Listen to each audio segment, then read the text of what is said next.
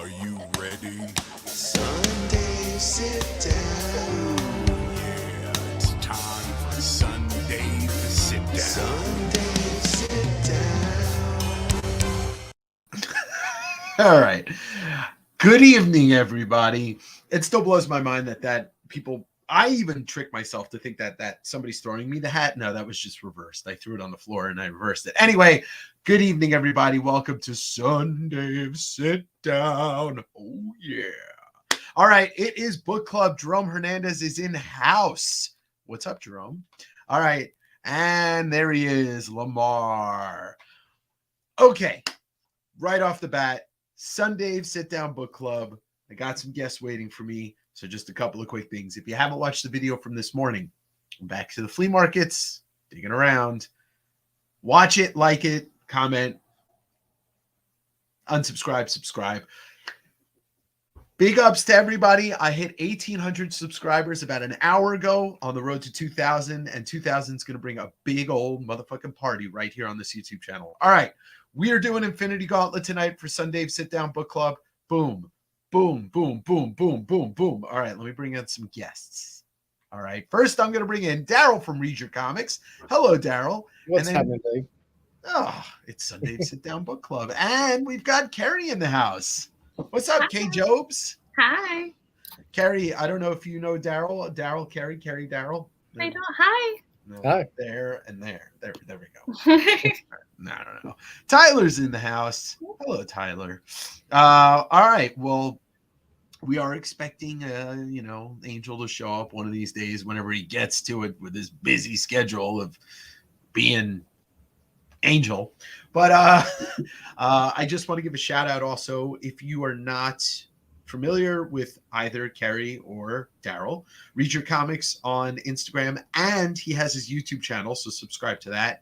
And K Jobs 019 on Instagram. Hi, how are you both doing? Dandy, how are you? I'm great. Great. I feel like I haven't been on this channel in a week and a half, and that's true. Well, it's been a week. It's been a week because I did my sale on Instagram this past week.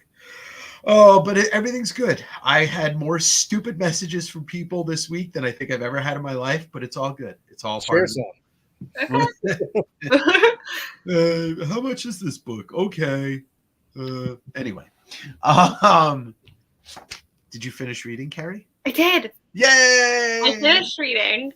I wish I went through it twice, but I read it, which was great. Much lighter than the normal books that I am on here for. Yeah. Although when you think about it, the context of the Infinity Gauntlet is for him to literally kill half the universe. Right. Totally light and rainbows and butterflies. Oh, God.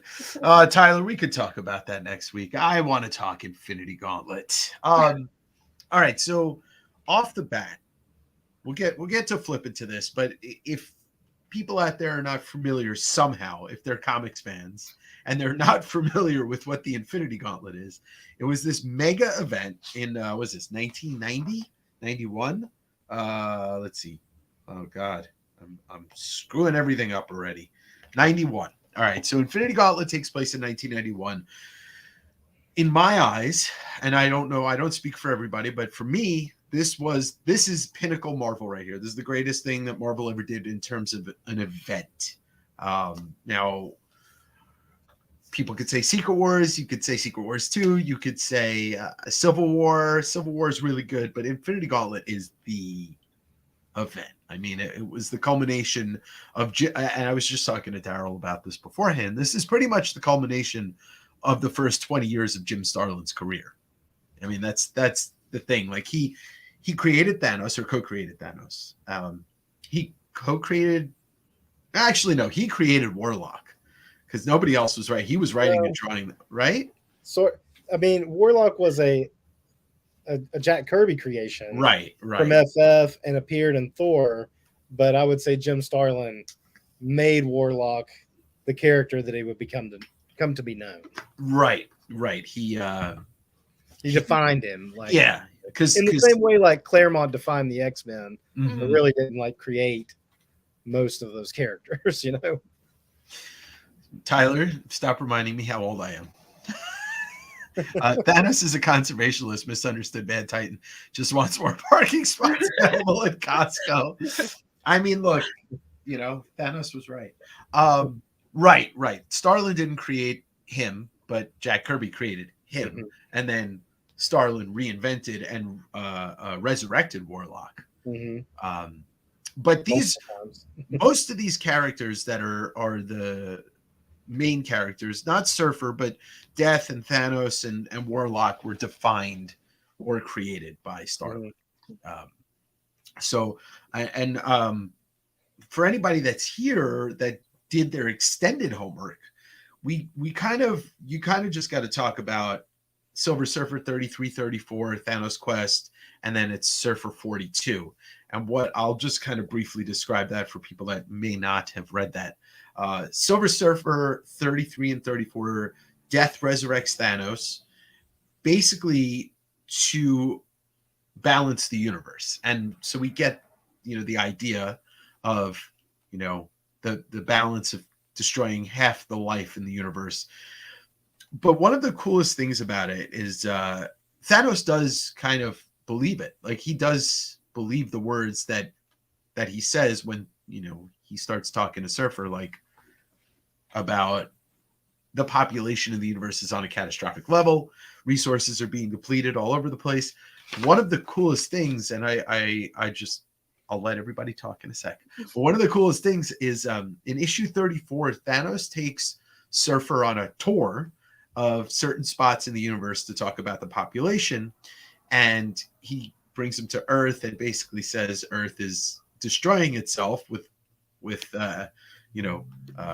pollution and using up the resources and landfills everywhere.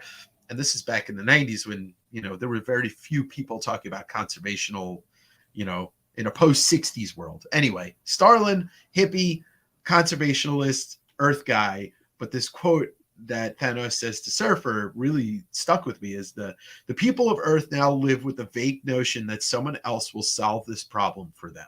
Basically saying that we're what we kind of tell ourselves, like, oh, it's not our problem. The next people will fix it. The corporations will go green, et cetera, et cetera. And here we are in 2023 and nothing's changed. So, anywho, anything to add to this before we dive into the book about Thanos Quest or anything like that? Well, like I told you before the show, this was the first time I had read Thanos Quest, and I found it pretty interesting because, as we'll see, Infinity Gauntlet starts off and he's just already has it, Yes. And so Thanos Quest, I feel like, is somewhat overlooked in the story because it is how he gets them. And I think the games he plays to acquire them were all very interesting throughout all of them. And I thought it was interesting too that, like, all the characters that had at the time, they were called soul gems. And he renames them. Yeah. All the ones that had them really didn't know what they had or how to use them. And if they had some kind of power, it was only like slightly augmented by the gem and not unlocking the full potential, which I thought all that was pretty fascinating since I'd never actually read that part of the story before. Yeah, and he gets them through his wit, his intelligence, but also his trickery. And it is very interesting that, like, you can see, and I assume we are all very familiar with the MCU version of this, Infinity War. Endgame, not so much, but Infinity War does take a little bit. And then, the previous 20 movies leading up to it. Some of the stuff in Thanos Quest kind of falls into a little bit of the characteristics that they did Loki with, with Hiddleston's kind of wit and trickery. But you can see in Thanos Quest and those Surfer issues beforehand, you can see just a little hints here and there of stuff that that they took and put into the MCU, whether just little characteristics. But yeah, the Thanos Quest should be required reading for anybody diving in. because it really does. It really does give a backstory, his to how he gets the gauntlet. But we start right here where he's got the gauntlet in one of the greatest. You got this single first splash page, but this opening 2-page splash it lays it right out in front of you. This is what he's trying to become after he fails to really woo Death in Thanos Quest, and she wants none of it because he's not a real god. He doesn't have the responsibility that somebody like Death has, but he wants to court her. It's a love story. It truly is. Weird love story. It is a weird love story, but like the bait, if you were to strip everything away, Oh yeah, it absolutely. truly is. We go to the core of it. And it's not just love between him and Death, but it's there's the lack of it in the family love, because as Eros and Nebula are part of this, and well, we see what happens to them. But so Starlin, Perez, and then Ron Lim, because Perez, I guess it was just too much. I think he was stretched too thin, and he doesn't finish it. But I love this splash page. Absolutely, just unbelievable. And there's so Mephisto, I guess, is kind of like, that's kind of like where Loki falls into the story. You just the idea, because Loki's really not sniveling after Thanos, because Thanos kills him 10 minutes into Infinity War. But yeah, it just starts off where Mephisto is basically like, it's so weird, like he's such a little I don't know, he's like a little see, if Angel was here, he would have said it already. He's a cuck.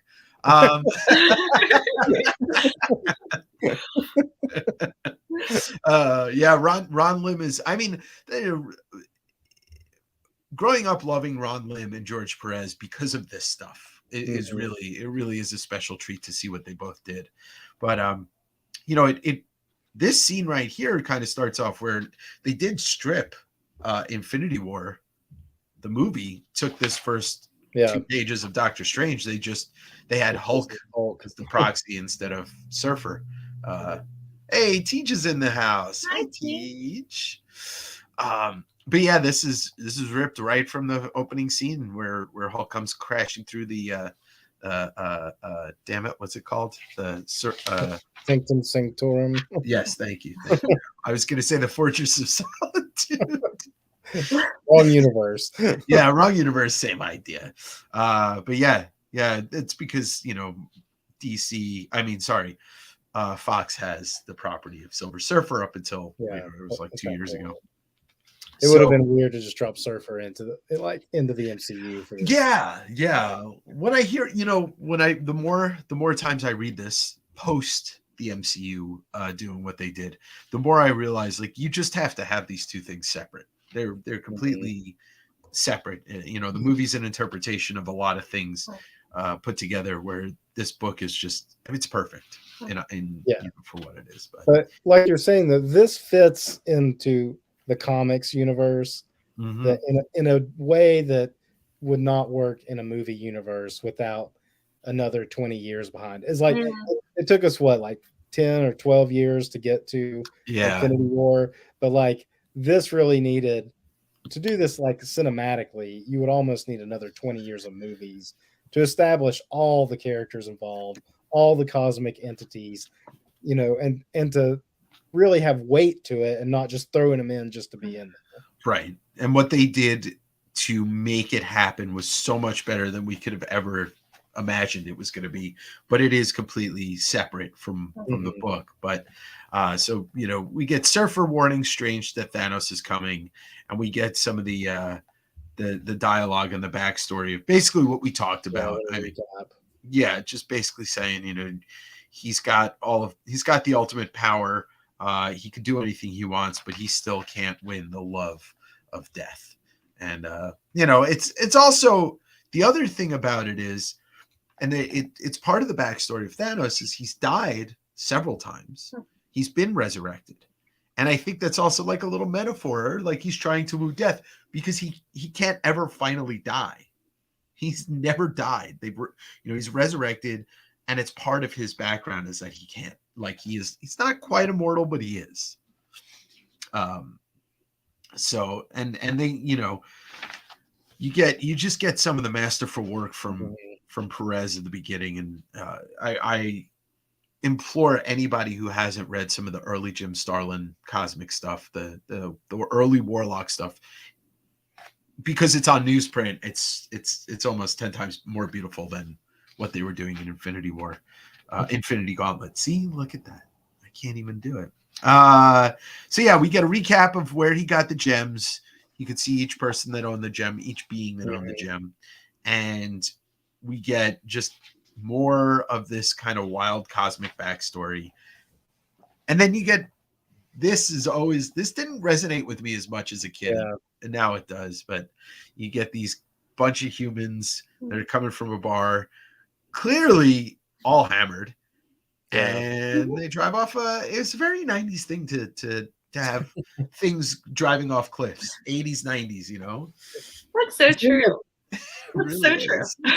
It seems like there were some kind of criminals too, or something. Somebody like robbed something. Yeah. And then wasted the night just drinking, and that was it. Yeah. You know what? It culminates the use of driving off cliffs in TV and movies.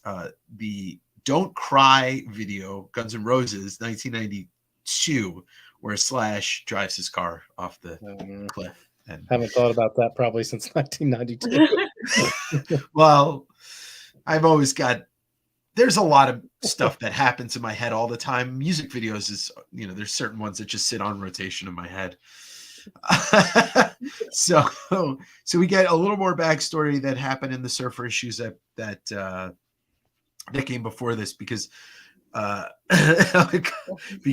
Drax gets resurrected, and Drax is going after Thanos, and they've got a beef. So they faced off against Thanos a couple times when he had the gauntlet, but they were not able to do anything.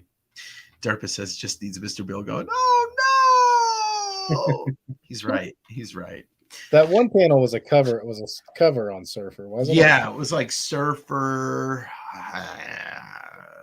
43, 38. It was somewhere in there though. And then we get the backstory though of that when they got trapped in the Soul Gem, and in the Soul Gem was Adam Warlock, and Warlock was I guess he was the reason they were able to escape the Soul Gem. And it's interesting because Nebula's in there too. And so there's another thing that the MCU kind of used from this, is having the Soul Gem not just be a place, but be a place that Nebula was involved in. So, yeah, well, this Nebula is probably one of the most radically changed from the Nebula we know in the movies. Yeah. And I love her in the movies. I think she's one of the best MCU characters, actually. She's great. She's got a good overall story. Mm-hmm. And Carrie, did you both see Guardians 3? Mm-hmm. I have. You didn't see it. Okay, so we won't talk spoilers. Okay. Please. So Mephisto does play a big part in this, and I love Mephisto. I just he is the easiest character to hate in this story. He might be the only character that you completely hate in this story, because he's such a little fuck. He's literally like a little devil on the shoulder. Yeah. So we get Thanos trying to win, talk to death, and he says, "It's my most sincere hope that you have at last forgiven my duplicity in getting the Infinity Gems," because she recognized that he connived his way into getting the gems, and she just walked away. She doesn't say anything in this. The entire book, I don't think. Maybe she's right? Nothing. I was waiting for her to. I was waiting for the end.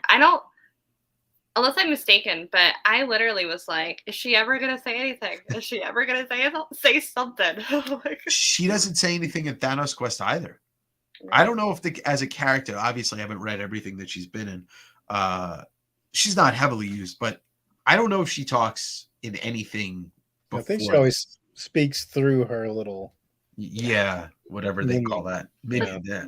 I feel like that's where the depth is for her, though. Like that, I feel like there's weight to that. Yeah. Yeah, there is. There is. Less you say, the more you say, you know?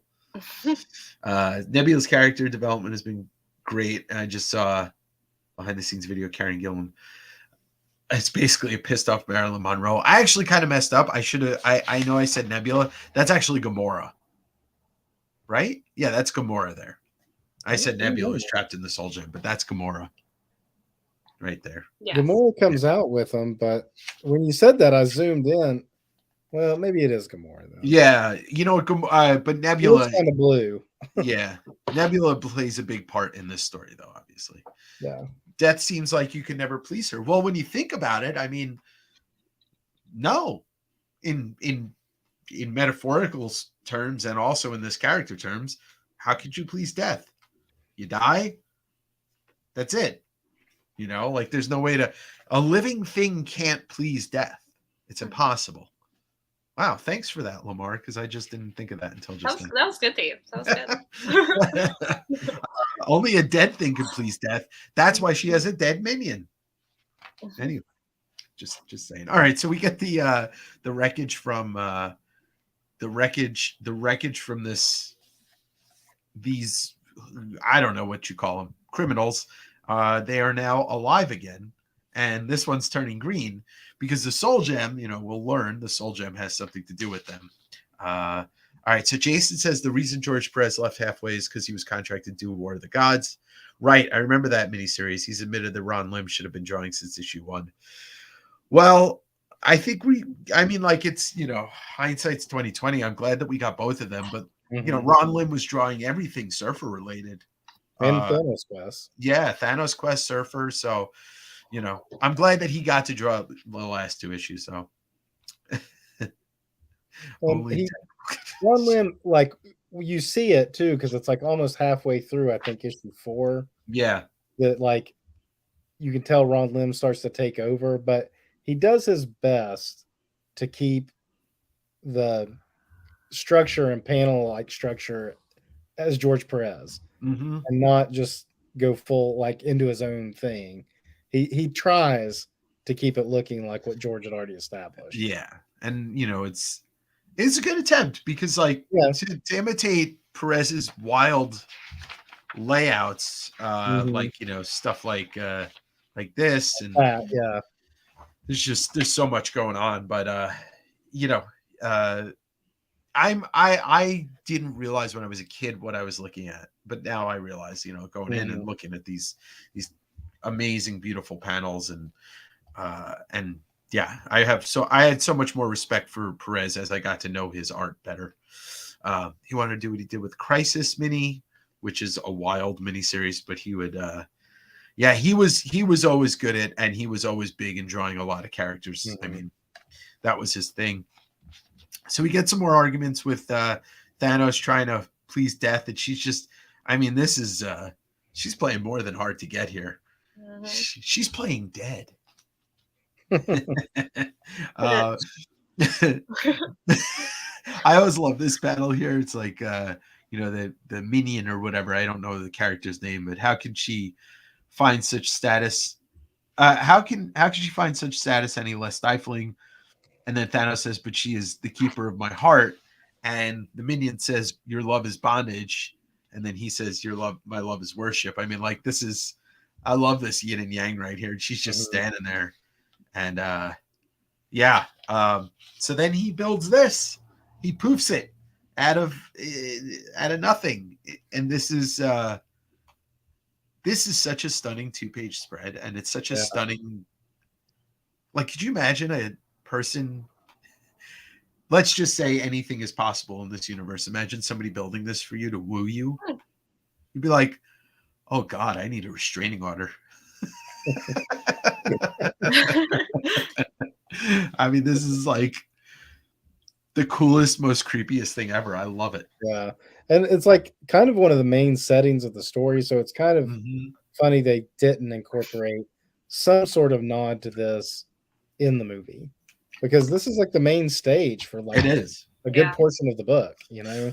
for I would say about 50% of it. Yeah. Yeah. And Can you just imagine how long it took, just from like an artist standpoint, to draw that? yeah. Because if you look at all the little details, I'm like, holy cow! Like that must have taken him a while. Yeah, all the skulls like on the left, right, Yeah. and top all And have the shading and I'm like, holy, like yeah. that must have taken a good chunk of time. So I'm pretty sure, I could be wrong, but I'm pretty sure the guy that I just bought that McFarlane page from, Dr. Brady, had this 2-page spread, the original. He said he paid $8,000 for it, and he sold it for $45,000 recently to the same guy that I sold a piece to very recently. Wow. Yeah.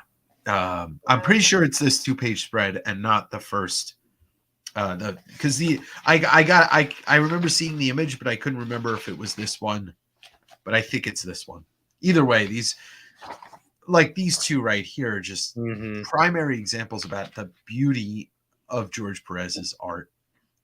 I would love to see the original art for that. Editor notes on the side. More skulls. No, that would be only if Glenn Danzig was the editor. So he builds this shrine, this floating whatever you want to call it, shrine in space with 2 thrones, and basically says, let's kick it. Come on, you could I love you. This is my token. He says, a token of my heartfelt esteem, Mistress Death. I give thee all that is. And she just looks at him with disgust and turns the other way. Because she knows that like she brought him back for a certain reason, that to lay waste to half the galaxy, half the universe, and he cheated his way to ultimate power. And it's I think it was, is it here or is the page back? But basically he's more powerful than her now. Mhm. And she is not having it. Well, they said that in in Thanos Quest too, Mhm. when he came and like was like, I did this because I love you. I want, to be your partner. And she kind of like puts a throne up beside next to her because he is so powerful that it's almost like now she is in service to him because he's so powerful, Mhm. which of course she doesn't like that. And she's still talking through her little minions, whatever you call them. She's still talking through them, and he's like, "Why won't you speak to me now?" And they're like, "Well, you're beyond her. You are." It's like it would. She can't address you because you are so much above her now, and which irritates him more. And I think he blows up one of the minions. I can't remember Yeah. if it was in Thanos Quest or in this. No, he does in Thanos Quest, but I think he does it in this too. Okay.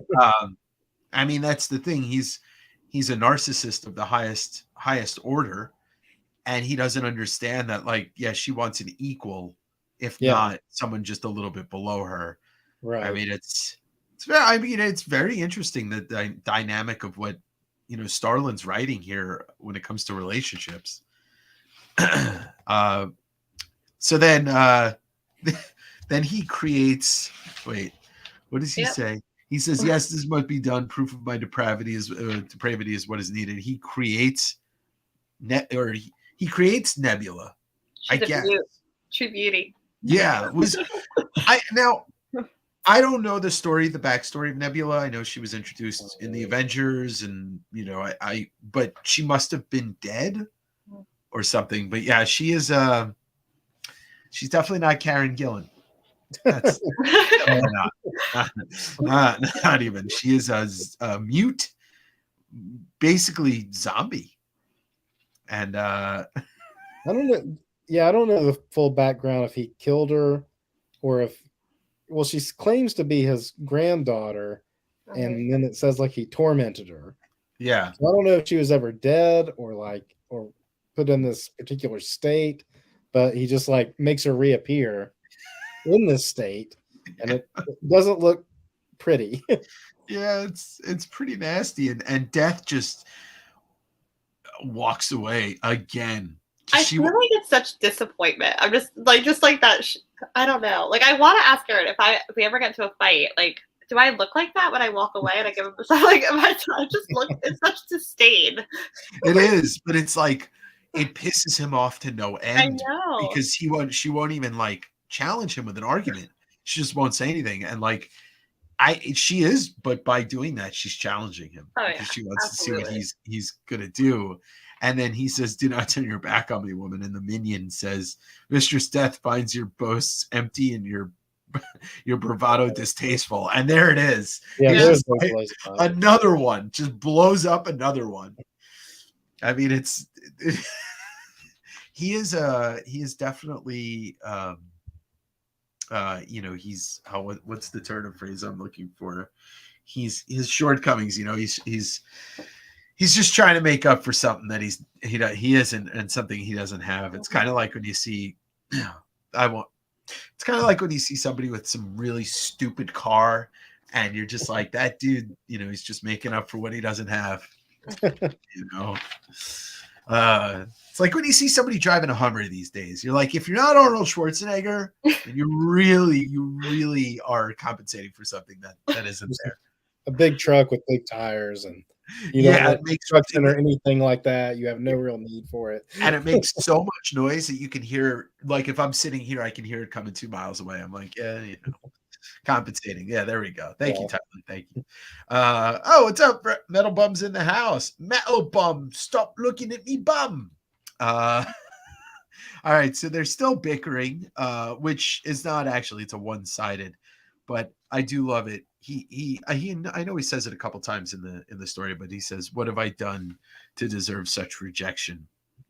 And Mephisto says, "Perhaps it is what you haven't done that riles the maiden." That's pretty good. You need to do that for the animated version. I will. Kevin Feige, you can contact me at westcoastavengers@gmail.com. But I do love this line here also. A lover should always follow through on a vow given. And basically, we start the book with the snap. I mean, it's interesting to see they had to. There was no way to do this without, the peril, the danger, the crux of the story has to happen at the beginning. You can't have it hinge of what he's going to do for 6 issues. And he does it. Mm-hmm. He walks up, he stands at the edge of the platform. And it's funny that Mephisto says he's really going to do it. Because like at the end of Infinity War of the MCU, he said, "Oh my God, he did it," So, and there it is, the snap.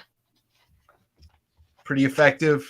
It's an awesome panel. Yeah, I'm glad you zoomed in on it. Yeah, it's silhouette, and it's just, exactly what that sound is, even though, well, they're probably on it. He probably created this platform to have an atmosphere, but there is no sound in space. Anyway, there it is. And there's the snap. Derpa wants me to say, "Double, double, toil and trouble, which is brewing cauldrons bubble." There you go. That's your soundbite right there. And there it is, the first hero we come to on Earth, and it's everybody's favorite neighborhood Spider-Man. And I can't remember ever seeing George Perez draw Spider-Man, but I absolutely love this opening panel here. So cool. It's something that I don't think I've ever seen done anywhere else. The vertical panel along the side. Yeah. That's pretty smooth. Yeah, it's pretty amazing. So yeah, we get the the ground level hero in the ground level city, and people just start disappearing. My baby! Oh, a dingo ate my baby! Except it wasn't a dingo. It was a snap. So Spider-Man's just like, I got to see if Mary, he goes home to Mary Jane, and then we get Cap in the Avengers mansion with all the. Do you remember because it doesn't get back to Mary Jane in this? Is that picked up out on in Amazing Spider-Man or one of? I think so. Books? I do think so. I don't remember. I know what issues they are because I could see them in my head. Because Thanos must have been okay because they don't mention that again. Yeah. But who knows? Who knows? It could have been he could have just put that aside, you know. I mean, the world's in trouble. But Hawkeye and I don't know who's that. Cersei. Yeah, Cersei disappears, and Cap's freaking out. The Avengers mansion over there, and then Nick Fury's up in space smoking his cigars with I don't know who that is. That's Contessa. Oh, that is Contessa. Valentina. Yeah, yeah. So we get Contessa, and then we get this is Smart Hulk. So this is 90s Smart Hulk drinking a beer and cleared the bar out. The bartender's scared shitless, and the TV's saying TV's talking about what's going on. He just tosses the glass through the TV.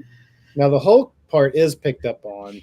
Yes, I do remember those issues because he's saying like this somehow involves the Abomination. I don't know how he gets that. Comes to that conclusion. The Abomination did this. That's where I'll start. And I do remember the Abomination issues that had the little triangle corner piece of Infinity Gauntlet. Oh, there you yeah. And those were Dale Keown issues. That's a natural thing, right? Like something happens and the hero of their own story blames their arch nemesis immediately. Yeah. Like, this is the work of blah, blah, blah. And it's just like, no, it's not. You're gonna find, Hulk plays a not a big part, but he plays an interesting part in the story, especially there's a line in Thanos Quest when Thanos is fighting the champion to get his second gem.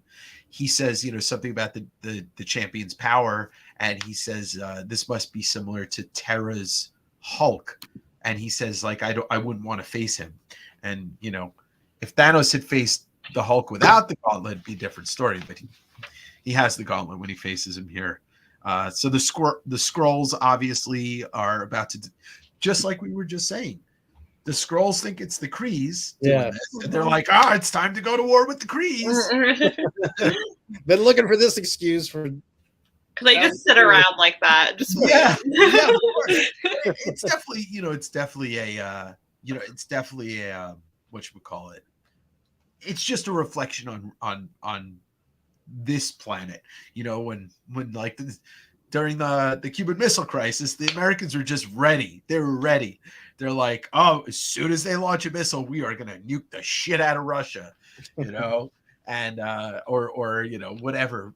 Fill in the blank of any country and put America in ready to nuke, because that's we won't get into it. Anywho, so there we go back to Strange and the Surfer, and Surfer's freaking out because he kind of knows what's going on because he's privy to Thanos's plan before anybody else was, and that is one thing that it's talked about in Surfer 33 and 34 about how the only person that might be able to defeat, according to the Minions of Death, the only person that might be able to defeat Thanos is Surfer.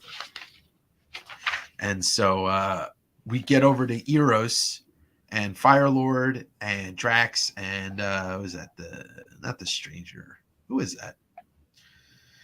Who's Daryl Carey? Who's this dude? That dude. What did they call him? He's not like the All-Father. Yeah, he's something like that. He's kind of like that. They say his name again on like a page.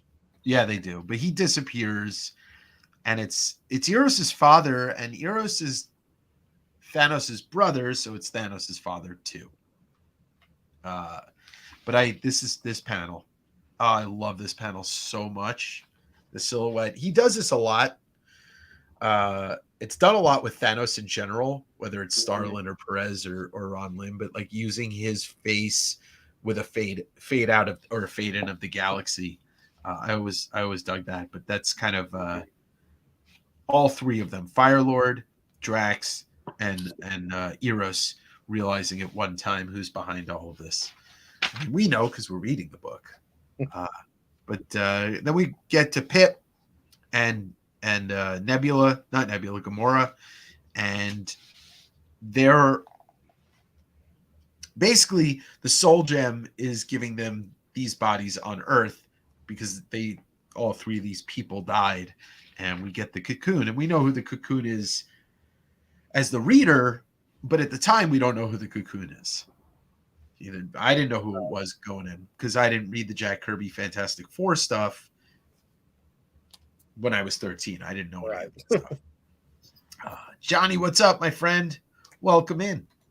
So I guess we're just gonna continue because I don't know where our esteemed East Bay native is. All right, so here's issue 2. There was a lot in issue 1. Jesus, these are big issues though. They are. The mentor. Okay, so it was Mentor, Thanos' dad. Right. That's right. That's his name.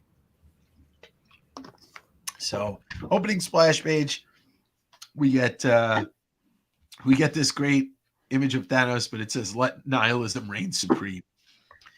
He is a nihilist too. He's a narcissist, a nihilist. He's basically everything. So we get to New York, and that looks like St. Patrick's Cathedral or whatever it's called. I forget, on 50 whatever. But there's a plane that landed in the middle of the city, and we've got She-Hulk ripping the door off, and it's Thor and Vision. So it's the Avengers at the time. And we get to Quasar or Kaz. I always said it Quasar. Yeah, I always said Quasar. Hey, go back to that splash page though, and like I want to look at the lettering and the way that the title of the issue is written with like the way She-Hulk. It's like those are panels too. The bad, yeah, they are. even the worse because the plane is crashing through the worse. It is pretty inventive. I noticed that. You know what? I just skipped over it accidentally, but I noticed it when I read it, and I think that is amazingly like intelligent to do it that way. And there is absolutely no way a 747 could crash land in New York City and not explode all over the place. It's impossible. But you know, we're in comic book land. You know, we're in comic book land. So the opening page was a very popular Thanos head sketch he would do for fans. I guess I didn't. I mean, it's very, very much a take on the front cover a little bit. So that makes sense. But yeah, this could never happen. But we're in like I said, we're in comic book land, so it can happen. So we've got the Avengers helping out, and then we get to Quasar and the floating head who is named Epic. How do you say that? Epoch? No, it's Epoch. Epic. Yeah. It's not epic, but Epoch. Yeah. He's a floating head with a giant tumor eye on his left side. I don't know much about that character at all. No, I confusing to me. I never read much Quasar. And then we get Marvel over here. He's getting ready to go to war with the Skrulls because according to the Skrulls and the Krees, they're responsible for everything happening. Both sides are responsible, so that makes sense. You did it. No, you did it. All right, you're all gonna die. Epoch. Isn't that? That's Epcot Center. Should change it to Epoch Center. So then we go back to Strange, and he goes catatonic for a second, and he falls into one of his I almost just called it the nether worlds. Astral plane. The astral plane. He goes to the Netherlands, all right? And that's a badass page. Yeah. He's in Amsterdam right now. And everyone's making an appearance. That's right. Yeah, you're like, one of the hardest things I got to imagine for the scripting of this story is how to get everybody in one page. So by issue 3, we're ready to go. Mm-hmm. It's such a testament to how brilliant this story truly is. Like, me and Daryl, Carrie, were talking before we went on. We were saying like how it is a big undertaking to read all of this, but the flow of it it flows so well. Yeah. And like, you got to imagine, like, you are bringing together literally every main character of the Marvel universe, save like 3 or 4. There's no Magneto or Professor X. X-Men are very limited in this, but they got the key element for the X-Men, and then they got Cyclops, but Yeah. we I got want to know like what the planning meetings for this story looked like. Like where I feel like there was like a whiteboard with like lines. And they were all right. trying to like, we're gonna put him in here and put him in here. We're gonna do that. Just trying to fit everyone in, but they did it so beautifully. They did like they cut out the fat. Like you could Yeah. make a case for some of the dialogue being a little too much, but the dialogue doesn't bog the story down. It doesn't. No. Maybe it does. Like I'll admit, like sometimes when things are like super dialogue heavy, Yeah.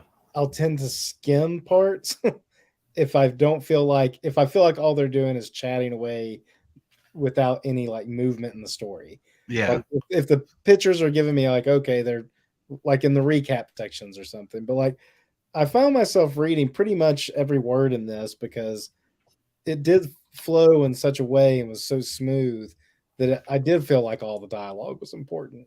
Mhm. I agree with that. Yeah. Starlin, he can be very wordy. Like I said, if you read some of the early Warlock stuff, it's very wordy, but here it worked. Is Alpha on one of the TVs in this? I think I remember seeing. And he's blue. Yeah. I think I remember noticing that. I just kind of, which escaped I wondered why he was blue. Well, we'll get there in a minute. But Yeah. like, when that hit that scene, because Alf was being published by Marvel. There was an Alf comic. Well, I guess it was Star, but it was like right. He Marvel. was probably only licensed for that comic. Yeah, so it's like they made him blue. I thought that was funny. So he goes into the God, I keep wanting to say the quantum realm. Plane. Yeah, astral plane. And he's talking to Adam Warlock right here. But I don't know if he says he's Adam Warlock yet. No. I don't think Strange even realizes who he is. Yeah, and you're not supposed to realize it unless you are smart enough to realize that it's Adam Warlock. And so saying the only one that could defeat Thanos, and he's like, I could open my soul to you. It's not an experience I would normally opt for, but basically it bridges the gap between the soul. He basically lets. It's kind of interesting because this is kind of. They use this and kind of substituted this for when Doctor Strange goes into the astral plane to see the outcomes of everything in Infinity War. This is basically that, just in a different. They told it a different way. Yeah, well, Doctor Strange in a way almost played more of the Adam Warlock role in general in the movie. For sure. And it's once again, it's a testament to how they were able to adapt even just little pieces of it in just a blueprint of it and adapt it into a movie. And then you get then we get from Doctor Strange to the next Doctor, Dr. Doom, an appropriate name for a surgeon who will definitely kill you. But we all know that, like, no matter what Doom does, he's always looking out for himself and only himself. And so that kind of is just like, he's trying to own the fact that no one should dare tamper with what belongs to Dr. Doom. Like, if the world's gonna end, he wants to be the one who's got the power to do it. So we get just a little bit of Dr. Doom, and then it goes back to the three of them. And Eros vanishes. Why does Eros vanish? Because his brother. This panel, holy shit! This panel. This is just. I mean, he's so large, and those gems are just sitting right there. It's such a powerful panel, and Eros is just like, oh God, my brother's at it again, Mom. Images like this show Perez's artistic mastery and imagination that is lacking in limb art. Yeah, there's two different. It is definitely two different schools of art when it comes to Ron Lim and George Perez. But I still love Ron Lim. I would not ever say that he is, on George Perez's level, but he's one of the few artists that I could say. And when I look at his art, I get taken back to being 12 years old again. Whereas like somebody like McFarlane or Bernie Wrightson, like, I'm in the moment. I love that art. But like, yeah, Ron Lim is nostalgia for me because it was all the surfer stuff. So he blips Eros into their country of skull deathdom, the planet of skull deathdom, and that's where we get the name drop of Mentor was not invited, nor will be. So Eros basically says, "Where's our dad? Why isn't he here?" And I guess that Thanos probably knows that if he had brought Mentor there, Mentor would have pulled out what's left of his heartstrings, maybe, to try and get him to stop. I don't know if that's definite, but he does say father was a dangerous man, which is why I made sure he was among the disappeared. He would have tried to abort my vision of the future. I cannot allow that. I don't know if it was with his sheer power or just talking to his son, but it's left open to interpretation, I guess. So that makes me think the snap, it's like in the MCU, it was definitely just random. Right. He just snapped and everybody went. And in this, it's like, I mean, he couldn't mentally be like, okay, I want so and so and so and so. But apparently with Mentor, at least, he definitely targeted Mentor. Yes. Because otherwise, like, why wouldn't he make sure that, of course, I don't think he knows that Warlock is back yet. He doesn't. But why wouldn't he do it to the Surfer? I mean, unless he's just like, I'm so powerful, it really doesn't matter who I leave except for Mentor. Who needs to be gone?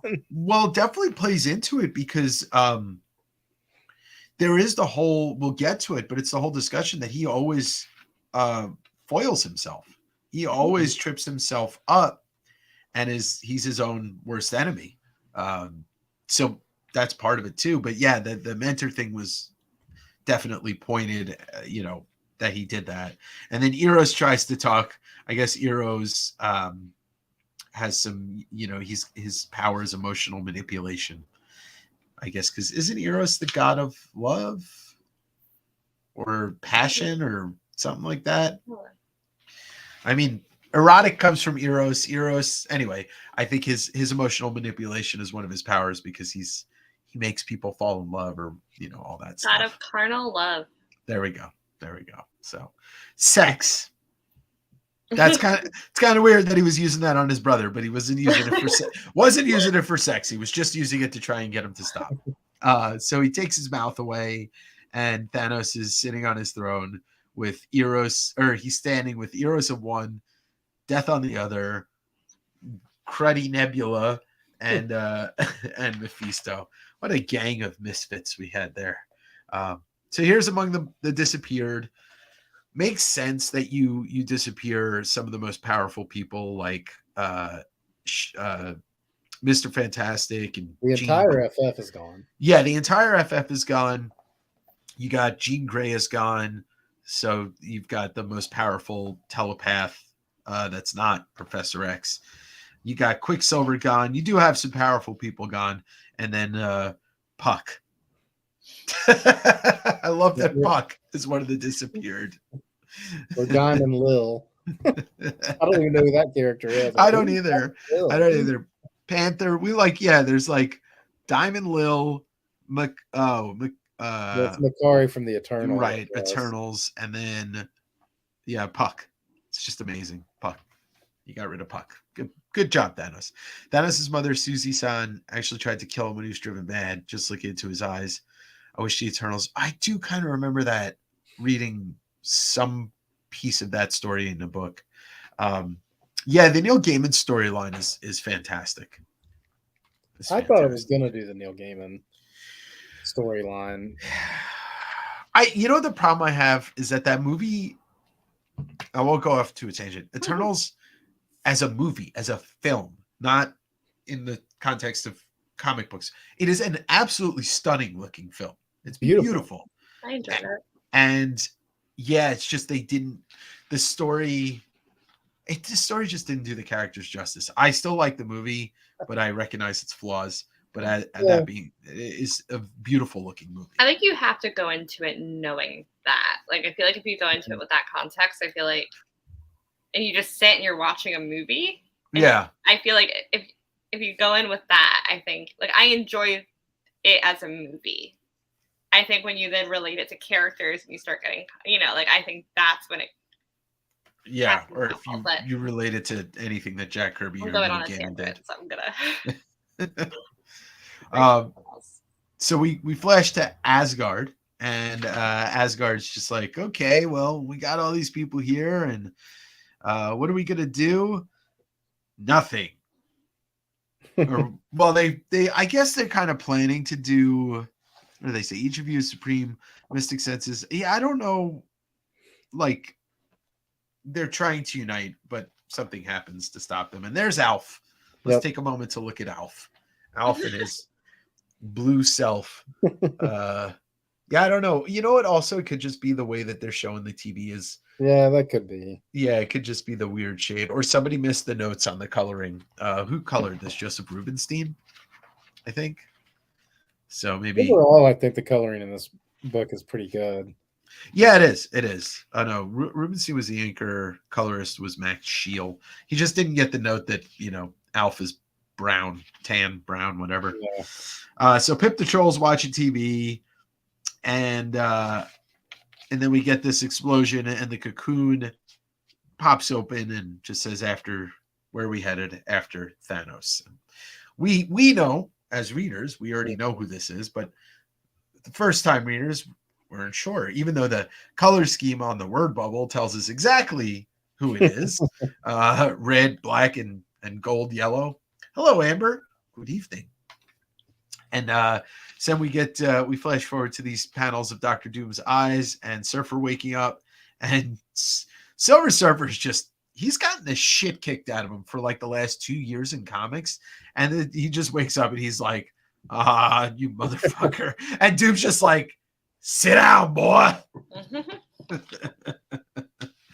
Poor Silver Surfer just gets the shit kicked out of him. Now, have Doom been in the Surfer series recently, or or is this little reference to back when Doom stole his powers? In the That's Kirby right. event? That's right. That was like Fantastic 457 or something like that. Yeah. Yeah, they're not friends, these two. They hate each other. And Surfer gets knocked out, and Doom's like, all right. He wants to know what's going on, and he threatens Doctor Strange, and then the Doombot things get ripped up, and then who is it? Well, there he is, Adam Warlock. And he looks, I mean, like, at the time, I'd never seen an Adam Warlock book. I never seen this character in a comic when I was 12, or when however old I was. Yeah, I was 12. And he's just a very striking character, like just completely different looking than everything else. And then there's Pip the Troll playing the part of Jack Kirby, playing the part of Puck, playing the part of Logan. I mean, like, it is kind of strange to see like a short character with that face smoking a cigar. Like, that's Jack Kirby. Yeah, I didn't think about that, but yeah, it is exactly. Minus the ears. But I don't know who. I guess Starlin created Pip the Troll, right? I think so. I think he came out of the Starlin Warlock run, the Strange. Yeah. And so I wonder if it's like, I don't know what I don't know what he looks like in his first appearance, but I wonder if it's a slight tribute to Kirby. Yeah. Because obviously everybody pays tribute to Kirby. Yeah, I think every Image creator had a Kirby-esque character in their their initial book. Yeah, Liefeld and Lee both had Kirby characters in their first Image books. Yeah. So and so it's just a great way to pay tribute to the legend. So now Thanos has really just gone overboard with these two. We get back to planet Death Skull, and Nebula and Eros literally just have these fucking weird ass worm things going through them. Tentacles with mouths and eyeballs. Yeah. God, they don't make comic books like they used to. They really don't. Poor Nebula, man. Yeah, but that's the thing. Like, you are slowly being led as the reader to feel this ultimate sympathy for Nebula, and it pays off. It really does pay off. So Thanos, Eros can't talk, and he's saying, Thanos with his newly acquired powers gone insane, and Thanos just looking down on him like, yeah, yep, I'm insane. Yeah, Turb was like, that's the next level Hellraiser stuff. Yeah. Again, Oh, I yeah. just love Death's face of just disdain. I know. Disdain. Like, she's feisty. She a is feisty one. she is apathetic and feisty all in the same like deadpan, but that's Death. That's Death. She wants nothing to do with the living. And so we go back to the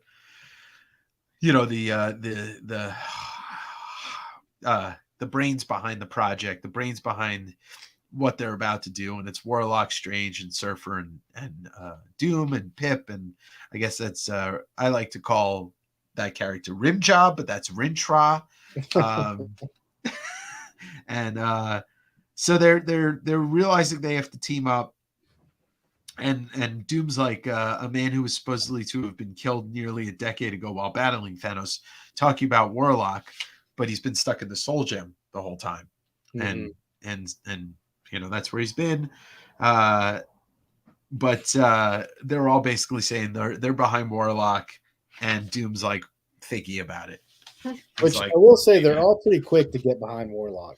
Yeah. You know, well, except for Doom, of course, who's lounging in a lazy boy in that one panel, and you're not seeing that very often. No. Normally he's in Latveria in some giant throne type situation, but not a lazy boy in the Lower East Side of New York City.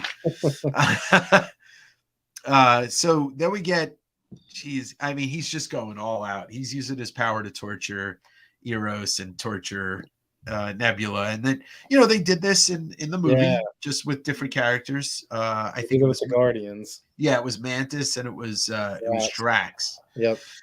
That was awesome. I remember when that happened in the theater, and I was like, "They did it!" Yeah. They did the ribbons thing, and the cubes. I think it was Drax that turned to cubes, because when he turned to cubes, he started to crumble off and stuff. Yeah, insulated in a way. It was one of those things that I was hoping they were going to do, because this is not the only time that he does stuff like this to people. Because when we get to the next issue and the battle starts, he does a number on. It was so cool to see that as a kid. It was so cool to see that. But yeah, so Thanos is just pissed. He wants to know what it takes to please her, and he says, "I would do anything just once to hear you speak my name aloud, anything." And he just sends a power shockwave through the entire universe, and it destroys some planets. It does numbers on some planets, but then we get this little orb, and it looks very familiar. And that leads to seeing Mr. Hunger himself, Thanos. Galactus. Oh my God. Guys, I'm losing everything. I should just, you know what? How about you guys? Okay, take it over the show. They look totally alike. The purple. I just couldn't turn the pages from where you were sitting. Oh, that's right. I would have to keep turning it. So we get Galactus, and Galactus is he's thinking about what's happening. And we don't know what exactly his stance is going to be on this, but he's like, all right, I'm hungry. I'm going to go eat Earth because this planet just got destroyed. And this is where we start to see some of the other heroes come in. We got Cloak watching New York City crumble. And this goes catastrophic real quick. Mm-hmm. We get Logan, as I guess he's kind of Logan here, not Wolverine, saving two people from crumbling building. We get the Flatiron building in New York. Tony Stank is in space, and this is probably the biggest difference between, the MCU and this book, is that, Iron Man plays a decent part, but he's not the main focus of the heroes. It's not really an Avengers story. No, it's not. It's not. It's a Warlock Surfer story. Well, it's a Thanos story, really. Yeah. But, Warlock and Surfer are kind of like the main heroes. Yeah. Cap plays definitely a motivational piece in this, but not like Chris Evans does or anything like Right. that. So then we get Iron Man falling from the sky, and as he sees that like New York is just being hit by or wait, is he in the West Coast right now? Let's see. Can't tell. Either way, oh yeah. He's in LA, and LA, all of the West Coast just falls into the ocean. Oh, So wow. Yeah. I'm dead right now in this story if it happened today, but probably also dead on the other half because there's a giant tidal wave that hits New York. So anyway, the world has gone catastrophic. Millions of people have just died, and among the half of the population that already just disappeared, Asgard's in shambles and ruins, and I'm trying to see what they end up doing there. Oh, they end up wanting to protect Asgard, so they'll do anything. And this is all like from a shockwave from Thanos just basically throwing a temper tantrum. Mhm. Yeah, This isn't from the snap. The people disappearing was the snap, but everything like the universe was still just kind of churning along. But this is just where he threw this like temper tantrum, and it created this shockwave that's like, devastation all over, even in Asgard. yeah. They hammer it home pretty hard in the book versus the movie. Like, there's the snap, then there's the catastrophe. Mm-hmm. So he Which just they keeps. could have done in the movie, like an Endgame, when they at the beginning when they're saying that like this energy signal was here when he Yeah. destroyed the stones. They could have like added extra, catastrophicness to it if that had like caused some kind of shockwave. But Well, I guess Asgard was already destroyed at that point in the MCU, and yeah. they didn't need it, but they could have done it. But I feel like they kind of like they did. There was catastrophe in the globe. Like, if it looked like no, there wasn't really catastrophe. It was more just like things kind of returned to a balance environmentally, which meant like certain they were talking about in the beginning of Endgame. Right. Chris Evans was saying there were whales in the Right. East River or whatever, or the Hudson. So Black Widow didn't want to hear any of that. yeah, none of it. So, They went out for AC, so that's right. Yeah, so you're dead. so I'm dead too. Yeah, you're dead. Darryl, where are you again? You're in I'm in Tennessee. Tennessee. Oh, he's good. You're He's fine. Totally safe. I've got the mountains protecting me unless they crumbled too. Brutal. Exactly. Yeah, it's pretty brutal. You got volcanoes popping up, tidal waves in Atlantic City. Those people get saved by Thor, but then everybody else is dead. I do kind of love this. Just that this is sitting right there. Who knew we would have, 1991, we predicted we hated him back then. Not even in AC yet anymore. And No, that's the failed casino, by the way. That was. I was there once for a show. Actually, I think it was The Taj.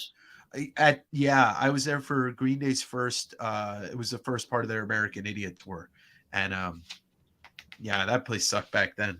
They were very accurate though, because it's like they had Bally's and Caesars. They had like all the AC casinos. Yeah, that's right. I see Caesars right there. Yeah, it is. Oh, the Showboat. Yeah, it's very accurate. Very accurate. It should be, because like when you think about it, I mean, it's just a side tangent on just how effective art is. If you're reading this and you're seeing a landmark that you're familiar with, it puts you in that place. It puts you in the reality instead of using fake. That's why I always love Marvel over DC when it comes to their locations, because they used real locations. Yeah. So it puts you in that. And it was cool for me, like being like living 30 minutes from Atlantic City, like being like, oh my gosh, the Showboat's not there anymore. Back in the 90s, like I remember going there as a kid and being like, oh my gosh, like stuff like that. So it's so funny. Yeah, it's nostalgic too. It's relatable. Yeah. So Thor, and by the way, Thor is not Thor. This is not Eric Masterson. Yeah, it's Eric Masterson. I don't remember what happened. I don't remember what led I don't know much about that era of Thor, but I find it interesting that it's like, I bet Starlin would have preferred it to be the regular Thor. Sure. But this is the Thor that was current, so it's like they had to work that in a little bit, that this isn't really the Thor you know. Right. And so they're the Avengers, what's left of them is trying to figure out what the hell's going on, what they can do, but there's just worldwide catastrophe. And we get to the last page, and we're still on the Lower East Side, and the Sanctum Sanctorum is literally the only building still standing in that part of New York City. And they're like, what was that? And Dr. Doom says, obviously an earthquake. And then Pip says something got God teed off, and Adam Warlock says, exactly. I do. Obviously, it was an earthquake. Yeah. Idiots. Doom just does not give a shit. Doom does not care. He will tell it like it is and call it and make everybody feel inferior. He is a doctor, after all. He'll tell you he went to 16 years of medical school.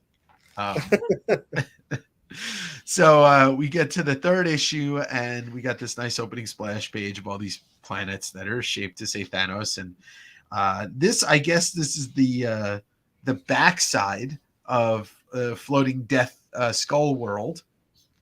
And we've got preparations for war. And I love how he's literally, Mephisto's just chilling, just straight up chilling right there on the wall. It's like, it's a masterpiece, Lord Thanos, a monument to the cosmic wonder that is you. He's just kissing so much ass. He's, we all know, even without knowing, that Mephisto is Carlos. It's right. It predicted the future on Trump. Like the Simpsons. Exactly. Simpsons did it. But we all know Mephisto's plotting. Like, it doesn't take much reading and looking at him, but like every panel he's in, you could just see he's like trying to read Thanos. He's just trying to read him, trying to find a way in so he can steal the Infinity Gauntlet. Nick Fury doesn't play such a big part in this. It's just they pop in every once in a while because he's president, I guess, at the point. I think he's president in the of the United States, and but he's all the way above the planet, washing down. And it just gives us the grounding part of the news. Like, this is, instead of giving us somebody watching TV and hearing the news, you get the scientists telling Nick Fury that the Earth is, what is it, it's knocked out of orbit. Yeah, it's knocked out of orbit. And it's funny, I was just about to say it's 8 degrees off its axis, but that is from Infinity War, the movie, when Chris Pratt is doing the readings on Titan, and before they face off against Thanos, he's like, it's 8 degrees off its axis. So finally they coalesce. Dr. Doom's like, fine, I agree, let's act. I've seen enough. Half the planet's dead, and it's also in catastrophe. So he's using his doctorate to realize that he needs to team up with these guys.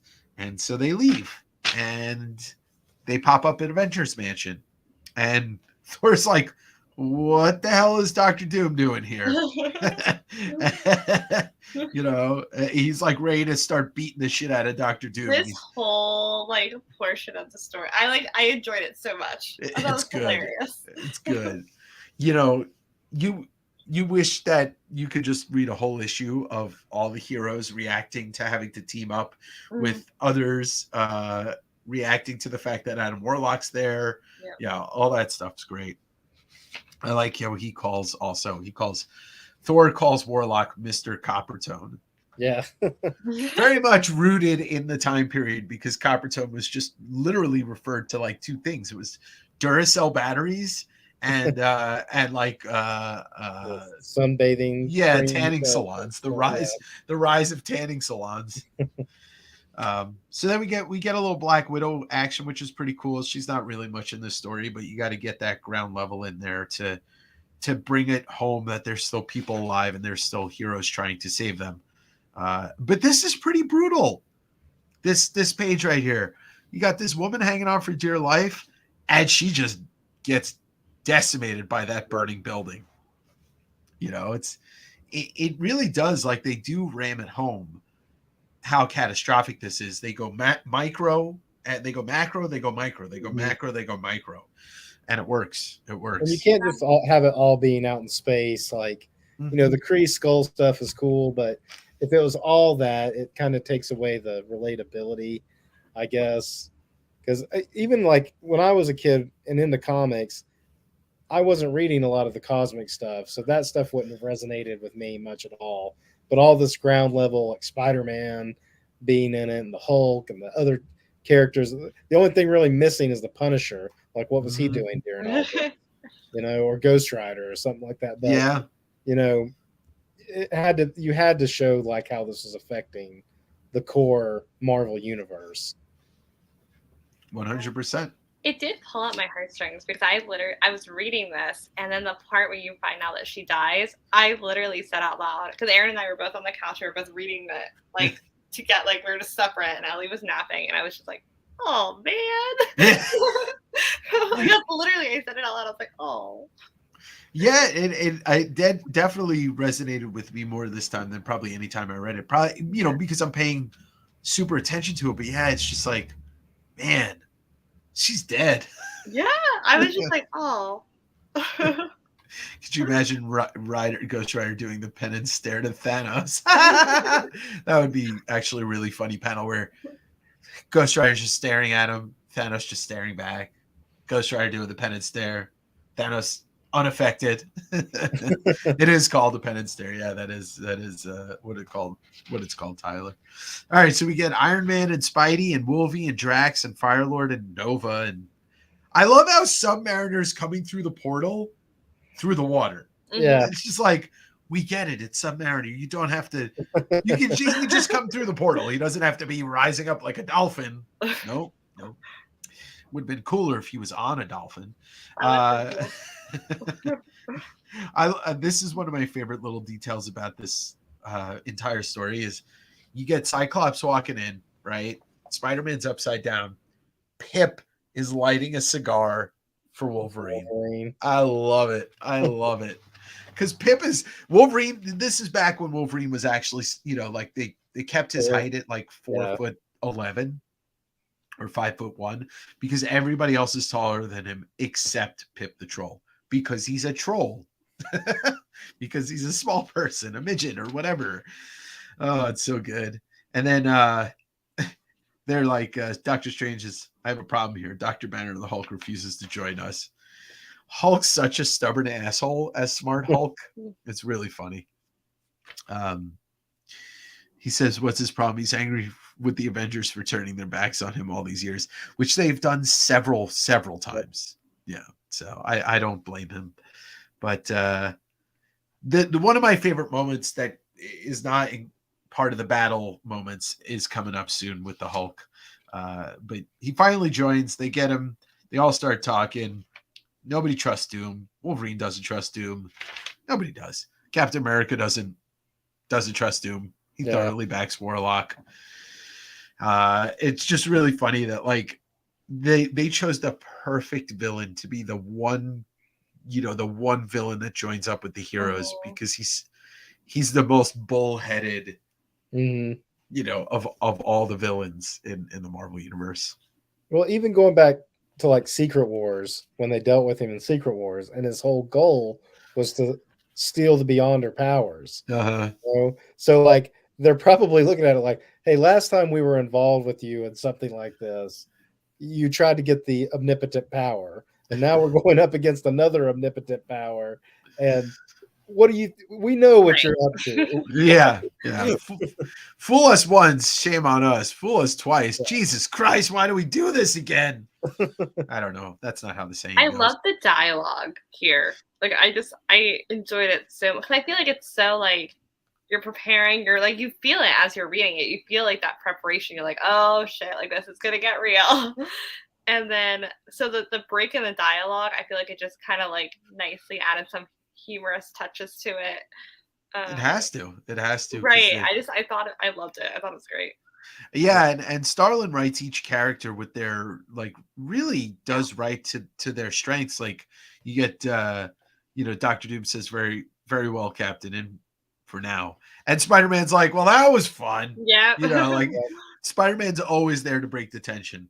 he's a great tension breaker. Yeah. So And that gets back to the flow that we were talking about too. That like mhm. as thick as this book is, it's like all that is just like it's an enjoyable enough to read that you don't feel like you're being bogged down in the story by this moment of basically just them being like, okay, Doom's on our team, let's go. You know.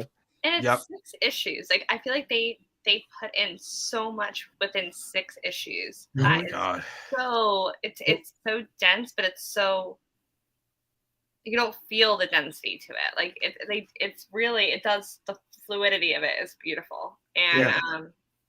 We're not even Yeah. halfway into the 3rd issue, and look how much stuff we've covered. Right. That's what I'm saying. They could have like this could have been like a 12 issue, story. Easily. I mean, you take into account, like, I don't remember much of the stuff in the crossover issues and stuff, but it was just like each, character has like a mini adventure in between scenes and stuff like that. But yeah, it flows perfectly. When it needs to change scenery, it changes scenery. So Warlock and Surfer take off. And then we get just a page of Moon Knight and seeing the entirety of New York City on fire, including the East River and I guess the Brooklyn Bridge. And so he's watching the city burn. And then we go to Cloak, who is like, I don't know if I could do this. He's talking to Spider-Man. Of course, Spider-Man's just hanging out in a hammock because the world's ending. Why not? I don't even remember Moon Knight having an ongoing series at this time. Mark Spector Moon Knight was probably in its like In the getting 90s. towards it was getting towards the end. Okay, because now I'm thinking like there are those Moon Knight issues with like Punisher, but Ghost Rider and Spider-Man all the time. Yeah, okay. Yeah. I guess I just don't remember seeing them on the shelf back then. But Probably because nobody was reading them. yeah, And that's why the series ended in after 5 issues of Stephen Platt, which was selling crazy, but it didn't save it. Didn't save the character. yeah. So we get Spider-Man and Cloak just having a heart-to-heart, and Spidey's just like, yeah, I don't know if we're gonna live to see tomorrow, but he's a born leader. And then Epoch and Quasar are joined up by the Silver and Golden Surfers. I love how Adam Warlock is on the surfboard. He's just like, yeah, bro, I'll hang 10, bro. Yeah, Okay, it's a very McFarlane-esque. Real quick, I gotta ask: on the Surfer's board, do you like the fin or no fin? I'm a no fin person. I like the fin. I don't like the pointy tip, and I don't like the fin. I like Jack Kirby, just the oblong, flat board. Ron Lim draws a better surfboard than Perez does. Yeah. I didn't think about it. The pointy part of the board. I don't mind the fin, but yeah, I can see your point, and I don't completely disagree. So this next 2-page spread, probably the most influential spread, probably the most influential piece of art when it comes to my love for the Marvel Universe. Okay. When I was 12 and I saw this for the first time, I did not know most of these characters existed. And this became such a huge thing for me.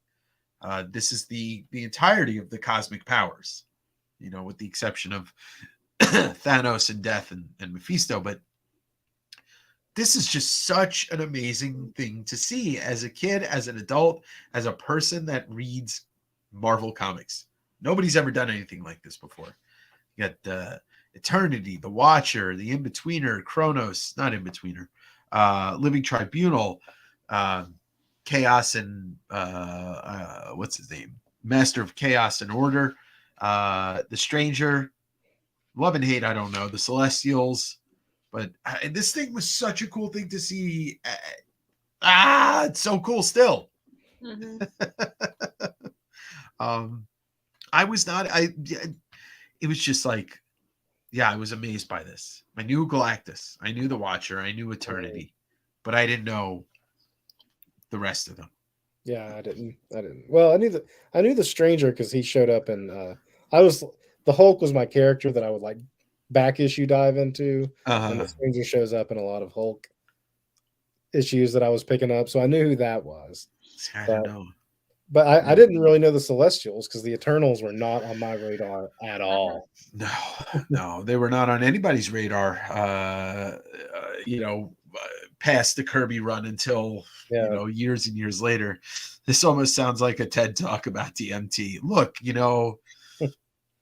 every once in a while when you do drugs, this is what you see. Especially this. Last time I did mushrooms, I was having a conversation with the stars. That could have been eternity. I don't know. But yeah, so the cosmic powers have gathered because they all know what's coming. Living Tribunal's like, I can't do anything. Mhm. Peace. And he's gone and I love this. That Kazar is like, Eternity's taking a powder also. Why? So Eternity and the Tribunal are just they Taking a left. powder. Yeah. The Celestials are, I don't know if they actually say anything ever, but they basically are all gathered, and Warlock's basically asking them to trust him. And Galactus says, your plan of attack, you expect Galactus to follow one such as you into battle. Mhm. And I love this because Galactus tries to take out Warlock, and then Warlock's on top of Galactus's head, like, you miss me, or you can't kill me because I'm Adam Warlock. But it's basically just he's antagonizing whoever he can to get them to trust him, and it works. It works. But I can't stop. Like, I think about this 2-page spread a lot. Yeah. So, all right. So I got Tyler said, just imagining Dave tripping on shrooms, staring into the galaxy and spotting Surfer and just screaming, I got to go Galactus. I got to go Galactus. Funny thing is, when I had a tight knit group of friends when I was younger, we were all into comics, and it was around this time. And I didn't come up with that song. My friend Ian Gullo, when we were like 12, came up with the song, What Do You Do When Surfer's Coming? Got to go Galactus. But here we are 30 years later. I have to carry the tune into the main. So basically everybody agrees that they're going to back Warlock's play. And Warlock says, what about you? What now, proud and mighty Galactus? And that 10-mile stare, we don't know. We don't know, but we assume we know what the answer is going to be. So we go back to Avengers Mansion, and Vision. Okay, so what does Vision say? Vision says, in both battles, Thanos provided us with the means to thwart his dark plans. Whether he did so consciously or subconsciously, I do not know. So that was kind of like a legendary thing, is that Thanos was known for foiling himself and putting his weakness in the hands of who he was battling, and they would always defeat him. So that is foreshadowing. That, folks, is what we call foreshadowing. So we get more roundtable discussions. Doom is being Doom, and at some point, everybody goes after Doom. Mm-hmm. First it's Iron Man, then it's Vision, Thor before, everybody wants a piece of Doom. And then we get the spider sense going off. Captain Marvel, Quasar and Warlock show up, and he's looking for Wolverine, which is pretty cool because, like, you don't think that Wolverine's going to become an important player in this game. Mm-hmm. But at the time, he was the most the 90s were Wolverine territory. Mhm. So it's like you have to involve the most popular hero in the Marvel universe in some way or another, even if you can't stand a chance against them. Tyler mentioned in the chat a minute ago that he thought Perez is doing like a very similar to McFarlane's Spider-Man. Yeah. And the reason for that, this came out when McFarlane was doing Spider-Man, kind of towards the end of like his Spider-Man solo run or Spider-Man adjectiveless run, but like that was the Spider-Man look of this time. So It of course, was. that's what Perez is going to do. So Right, because if you go back to like a John Romita or John Romita Jr. Spider-Man from 10 years prior to this, people are gonna be Yeah. like, why does he have weird webs? Why don't they look like there was those pages before, which I think they were way before, but Spider-Man had the he's got it here, but there were other pages with the spaghetti webbing. So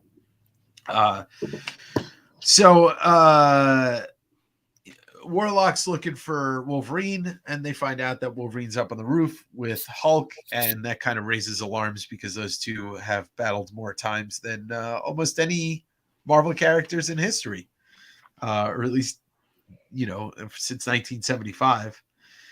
So we flash over to the floating world of skulls, and the Watcher is watching Thanos and Mephisto. And, Thanos knows that he can't do anything, but he's coming, which means the battle's coming. And so we get a little break here, and we get it's great conversation between Hulk and Wolverine. Like, it's just, for anybody that reads or read Marvel Comics, everybody knows these two usually hate each other. Mm-hmm. And they find some common ground. Yeah, this was a great moment. Like, it is. Not just in the series, but like in comics in general for Marvel Comics, like this little mini bonding moment that these two have. Yeah. This is Smart Hulk, so it's not like he's bonding with. And I guess so like the Hulk thing, or the Hulk Wolverine was obviously Wolverine's first appearance, and then they actually didn't see each other again until the McFarlane Hulk issue, when it was Gray Hulk. Yeah. Hulk 340, and then there's the Wolverine 7 and 8. Mm-hmm. Those are the three main like Hulk Wolverine encounters before this. Yeah, because there have been several after. There's been a ton since then, but yeah, like, up to this point, it was kind of like the Hulk thing when they didn't collide often. So when they did, it was always a big deal.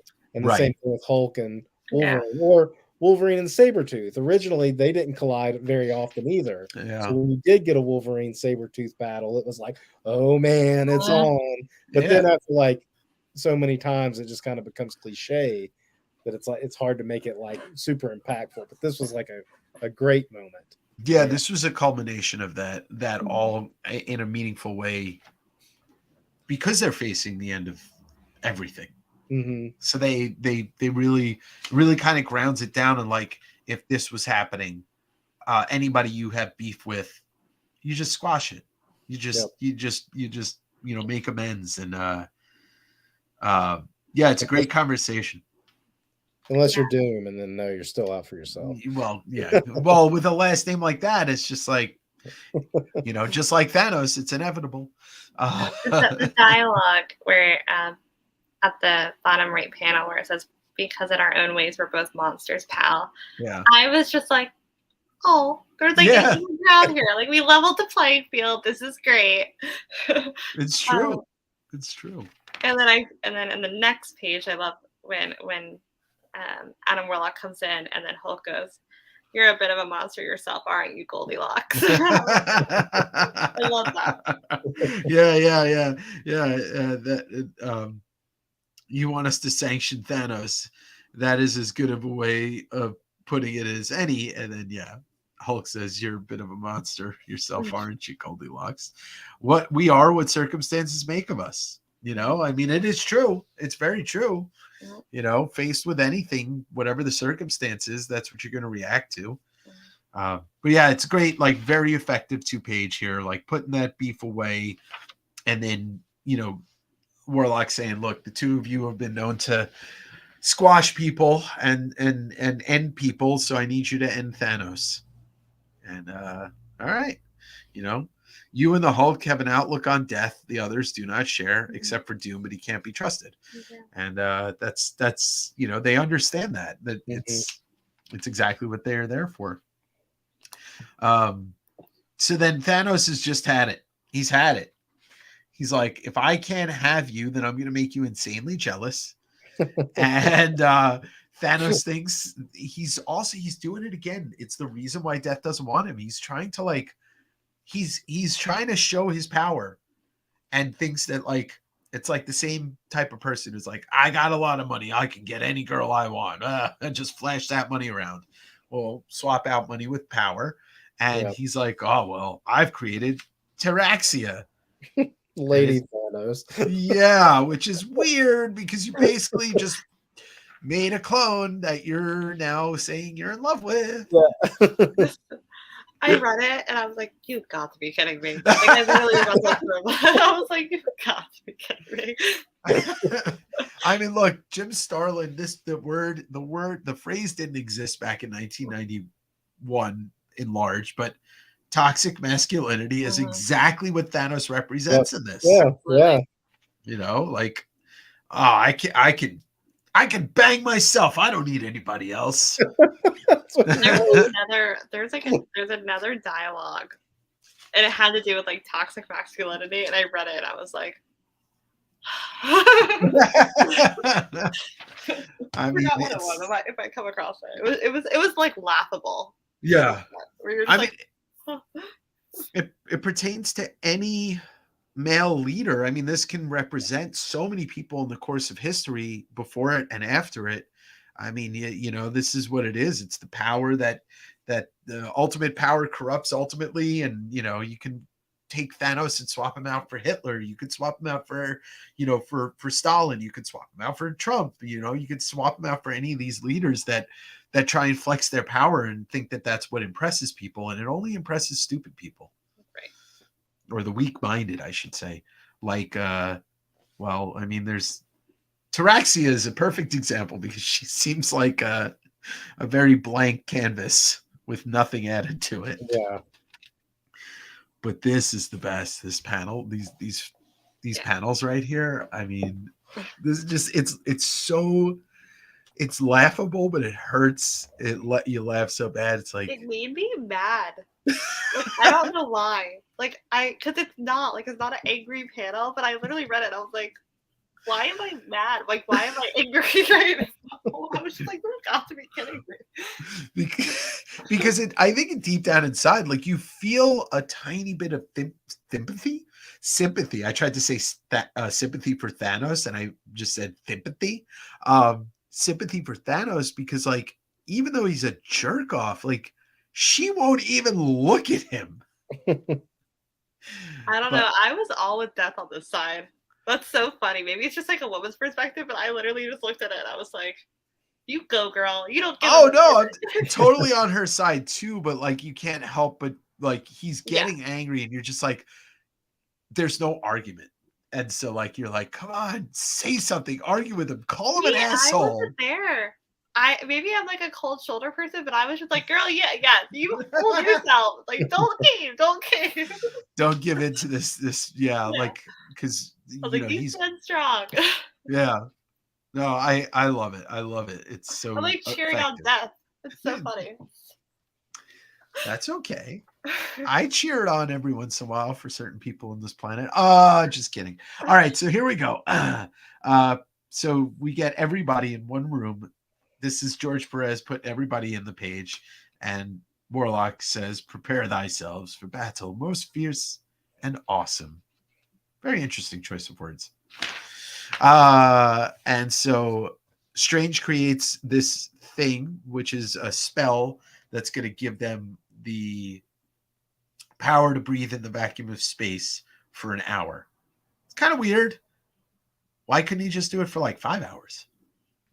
Yeah, that's all he was capable of. I don't know. Well, maybe he needs to go back to school and learn some more mysticism. That's so funny because, again, when we were sitting on the couch reading this, Aaron literally said out loud, he was like, 60 minutes, really? It was like the same reaction. Right?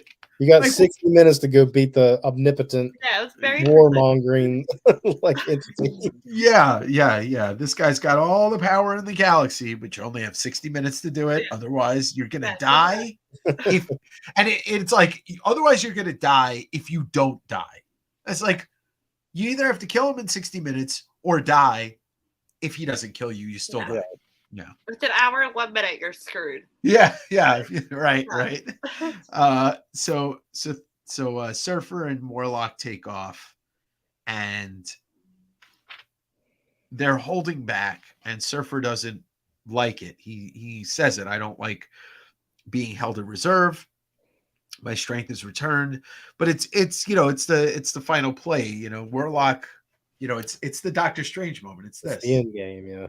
Yeah, kind of holds out one crooked. He does that. Okay. So they jump to space. All the heroes, poof, and there they are on planet Death Skull. and Thanos is he's just thugging right up there. He is holding the thug pose of like, you can't fuck with me. And we'll find out what happens in the next issue. Dun dun dun! The greatest cover of the entire. Well, I actually like this one. Yeah, I was just gonna say. But this is the iconic "Come and Get Me." Thanos just floating in space with all the power in the world and all the confidence to back that power, or false confidence, depending on how you feel about people that crave power and achieve it by cheating. False confidence. So we get Thor, Submariner. What's Submariner going to do out in space? Not in his water. I don't know. And Firelord and Iron Man. And Thanos just stops time, stops them right in their tracks. And it's such a great use of his power, and it's such a great way to display the use of the power, where Mjolnir's just there, and he's like, boop. He boops it. See, he boops it. He does boop it. He boops it. Here's another one of those great. So this is where Ron Lim starts to do work in here, but I'm not sure. This is a George Perez page to me. Mm-hmm. The layout of it is a George Perez page. I don't know if Jason's still in here, but he might agree or say that it's a combined effort. But and that's a George Perez page. But we've got all the heroes doing all different things, and Eros just laying there. I don't know why he can't get up, but the Watcher watching, and this is just an all-out knock-down, drag-out fight, however you say that. But there's a lot of dialogue in here. Mm-hmm. Ton of dialogue. Mephisto's still sniveling, and there's just a lot going on. Too much text to read, but Eros knows Mephisto's up to something, as we all kind of knew. Mm-hmm. And then Nebula's just droning around. Poor Nebula. I know, seriously, she's just a zombie. Poor girl. I was like, come on. So I think he stopped time. Yeah, he froze everybody here. That's what happened. That's why Wolverine's just sitting there in the same pose, page after page. And then he snaps and says, "Let the battle begin," and everybody crashes into shit, and he's just laughing. And then you got the Hulk and Drax coming behind, and I mean, the power behind that punch, he's really selling it. They're really selling it with this page right here. But Thanos can't do anything. Hulk's beating this shit out of him, but it's not doing anything. I love these. The rage in Hulk's eyes is amazing. It's just bulging out of his skull. And then Thanos becomes gigantic. And everybody, they're all doing their thing. They're all trying to throw what they can. Vision's trying to throw what he can at them. At Thanos, it doesn't do anything. And all of this is because Thanos is limiting his power to give them a 0.05% chance of winning. Yeah. To impress Death, that he is putting himself on the line. Right. Even if it's the most minuscule of chances. Yeah. He's and it's funny because that falls into line with what they were saying, what Vision was saying about Thanos, is that he always finds a way to exploit his own weakness to whoever he's fighting. And he is doing that, although it's not really, he's not exploiting himself enough yet. Yeah. So, because you have major role to play in this little game, which is all in due time. Like, Warlock won't tell Surfer what he's going to be doing, just because he doesn't want Thanos to maybe figure it out. intuitively with the mind, with one of the gems. Um, but then he says, doesn't that same risk exist with him reading your mind? He says, no, Thanos knows me. He'll not risk such distraction while in the midst of battle, like going into Warlock's mind, which is an interesting thing because it kind of plays into what happens. I don't know what he does here to She-Hulk and Namor. Does anybody know what that is? Like, is it like a fungus? I don't know. Thanos touches them, and then that Like grows on them, yeah. Yeah, it's like a algae or something. Would make sense for Namor. I don't know why She-Hulk, but I will just call it a suffocating algae. I think this is about where Ron Lim takes over too. Yeah, you could see it in the faces. Yeah. Yeah. The Hulk is a dead giveaway. That's how Ron Lim draws that faces. chin, that mouth. Yeah. So we get Doom, and Doom goes in to take the gauntlet after A gauntlet. yeah, the gauntlet. But yeah, because Thor hits him with Mjolnir, and well, that doesn't turn out so well. Doctor Doom gets toasted by Thanos big time, and he's like, "I will not be denied those gems." He will, but Thor, Thor is one of the few that you think could take out Thanos, but Thanos just opens up a gateway, and Mjolnir just goes bye-bye. Meow meow. Yeah, Jason reiterated that the Ron Lim jaws and eyes are dead giveaway. Yeah, they are. They are. It's his style. But Thor still packs a punch, and in comes the mutie. Comes the Canadian knucklehead. Wolverine coming in with what should be the death blow. But it is not. Oh, no, it's not. He turns. See, I was hoping we were going to get somebody turned into rubber in Infinity War, because it was very memorable. This whole sequence is super memorable for me as a kid.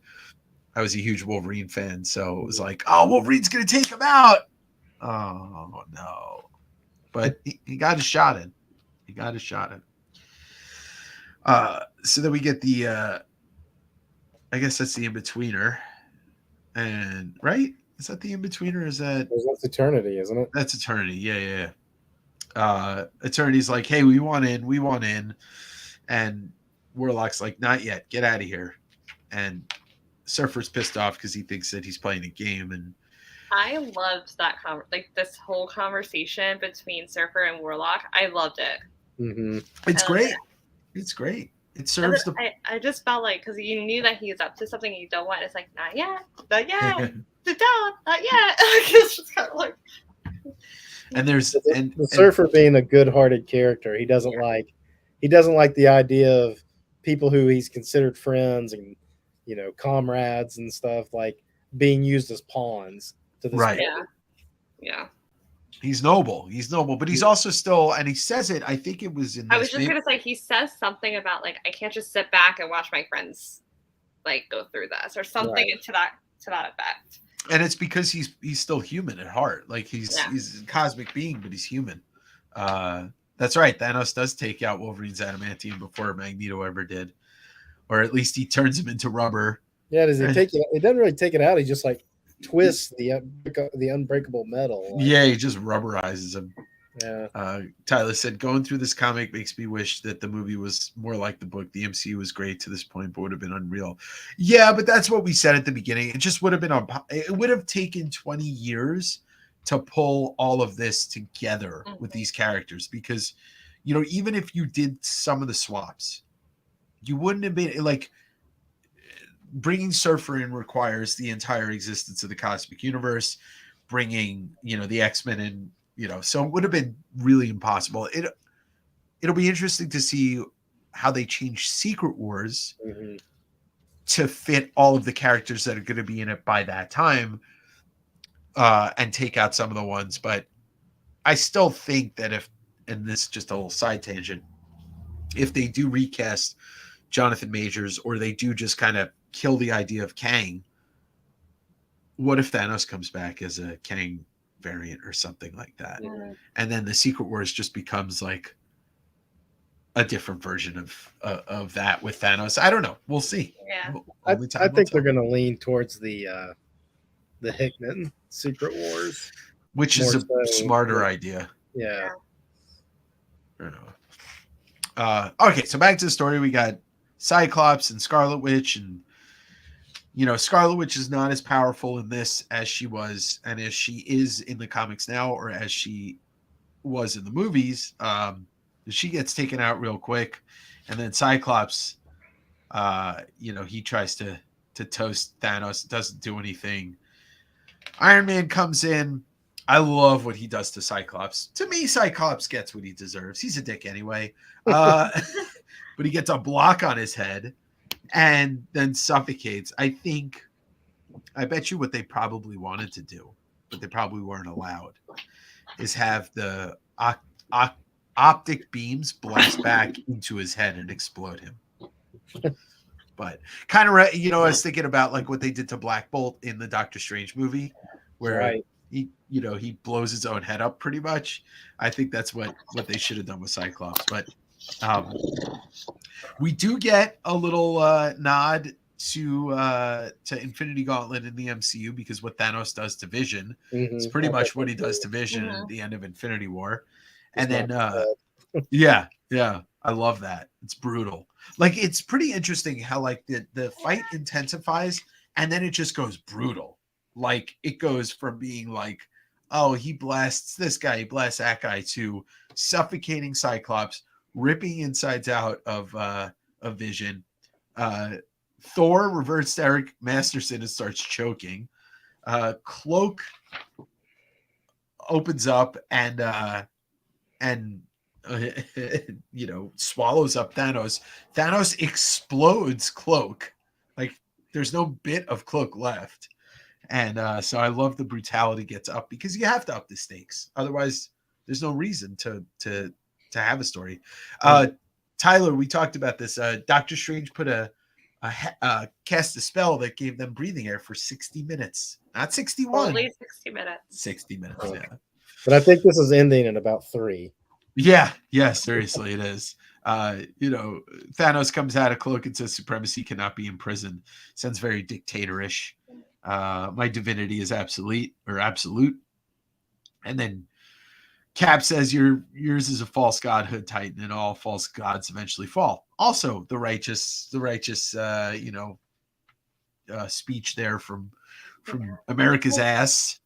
But just the effortlessness of Thanos' power to destroy these characters that we followed along just within like this instant, essentially. Because I feel like just, I don't know, you like, especially Wolverine and like all like, these characters have so much power and so much strength and so much of this, like these super strong superheroes, and just to see them vanish, or like just to see them have their insides taken out in 1 second, like in one panel, you're like, oh, that was it? Like, that was already? That's it. You get one panel and you're dead. I know, it's literally like one panel per character, and you're like, oh, okay, that was fast. So far, Nova hasn't done anything but fly around, apparently. There he is up there, and Nebula's just kind of oozing around. But as you can see, there's some life in there. She's looking up. She's looking over there. She's looking over there.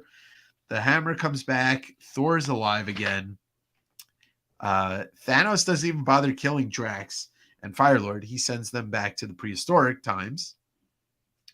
And then Taraxia has apparently beheaded Tony, which is also amazing and brutal. I don't think they showed it, right? Oh yeah, she rips his head off right there. Oh yeah. 2 pages back, but she's holding it. Mephisto is like the one that, like, the character that you hate so much of the story. Thraxia. Yeah. Hate her. Yeah. She just rips Tony's I was just head like, off. Really? Thanos, my love, I have dispatched the metal-clad nuisance that pestered you. And here comes Spider-Man. We know that Spider-Man can't match the power of anybody here, but he can definitely do his part by knocking Thanos off his feet, and then Taraxia Mhm. grabs Spider-Man, and we'll see what happens. But it's Thor's about to smash his head in with the hammer, and he turns Thor to glass, and Taraxia beats Spider-Man to a bloody pulp with a rock. Yeah. Great. Brutal. Thanks. Yeah. Brutal. Thanks for ruining us completely, Jim And- Starlin. It's like the way comics are done today, where like you would see her beating Spider-Man's head in. Yeah. This Yeah, route. you would.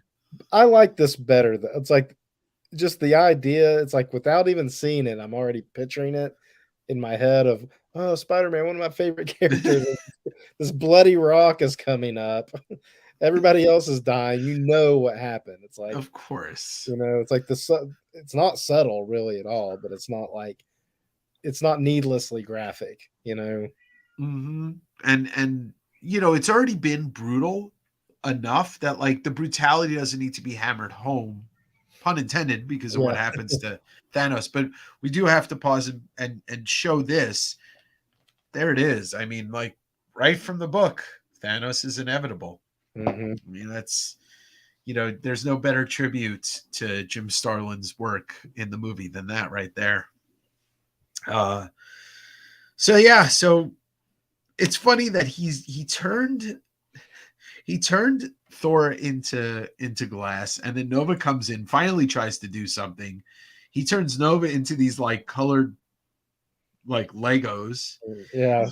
steps on him, and then shatters Thor.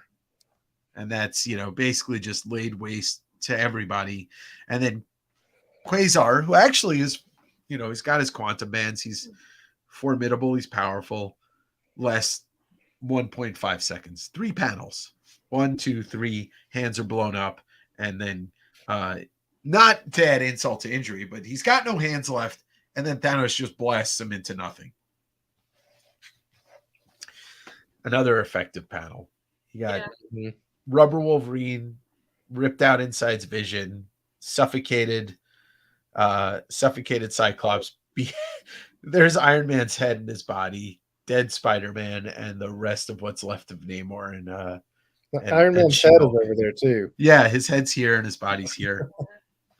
Amazing. So they're all gone, and then see, this is the one thing, like they do at least give a substantial piece to Captain America, because despite him not being like the most popular character in the Marvel universe at the time, he's still Captain America, and being the the oldest or the second oldest Marvel superhero. It's a great little standoff here.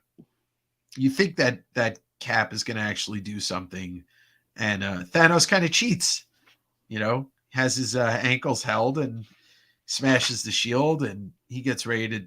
Cap is just standing there, waiting to take one for his species, and that's where we get Surfer come flying in. Warlock's plan is pretty much, it's the end game. This is the spot, and he misses.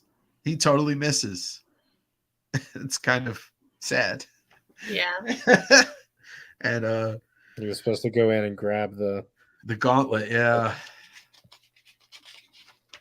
But Thanos knew it was coming. This is that panel right here.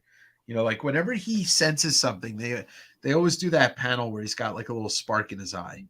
And he knew it was coming. He ducks. Surfer misses. Cap goes in for the punch, and I assume that Thanos just breaks his neck by backhand slap. Yeah, backhand slapping Cap to death. And that's where Thanos is like, oh, they almost had me. And he's like, back to full power. All right. And so Warlock brings in the big boys, which another amazing 2-page spread. Just nobody's really ready for battle, though. If you look at it, they're all just kind of, like posed, like, ugh. Love and hate are like, ugh. And Galactus is like, ugh. And Kronos is, ugh. And, Chaos is like, that's how those kind of cosmic beings, though. they're always above everybody else on the power level, so They they are. never have to come in flexing. No, So, no. like, they just show up, and people are like, "Oh my gosh, Galactus is here!"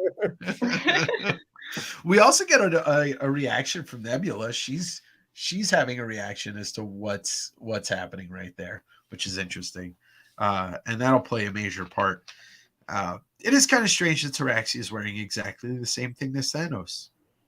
Yeah, she's even got like a little headgear, Yeah, I know. just like his, like over his brow. They have the same thing. I mean, she is a female clone of him. Yeah, she is. She is. So we get to issue number 5. Perez and Lim are doing the cover, but I believe, yeah, okay. So this is where Ron Lim takes over the book completely. You get the Watcher opening, basically just giving you a little narration, and then we get back to. So it's pretty interesting because, like, essentially, this is Ron Lim doing what him and Perez did on the last page here. Again, yeah, it's almost exactly the same. Yeah, there's only a couple of differences. There's the color, the coloring's different, but Nebula's down on her knees. Like he's in a mode of defense.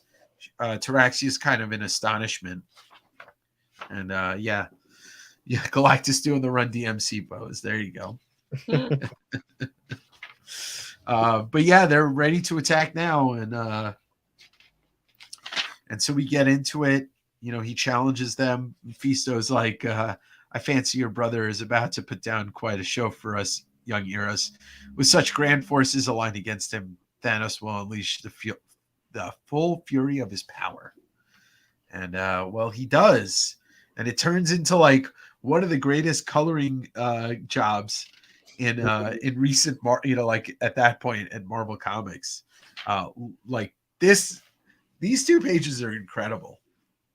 I love this. I mean, it's like you can't. We're asked to suspend so much belief that you kind of fall into a place like, oh my God, is this possible? Is power like this, possible? But it's pretty dope. 2 pages here. I love the one page on here. No, the back to the explosion. Okay, the one on the left. How it's actually framed, like it's a panel framed, like the big splash. Yeah. The yellow is breaking the frame. Or like parts of it. It's like some of it's going behind the frame and stopping at the edge of the frame, and some of it's going off of the frame to the page bleed. It's just a really cool effect, I think. It is. It's ripping a hole in the galaxy.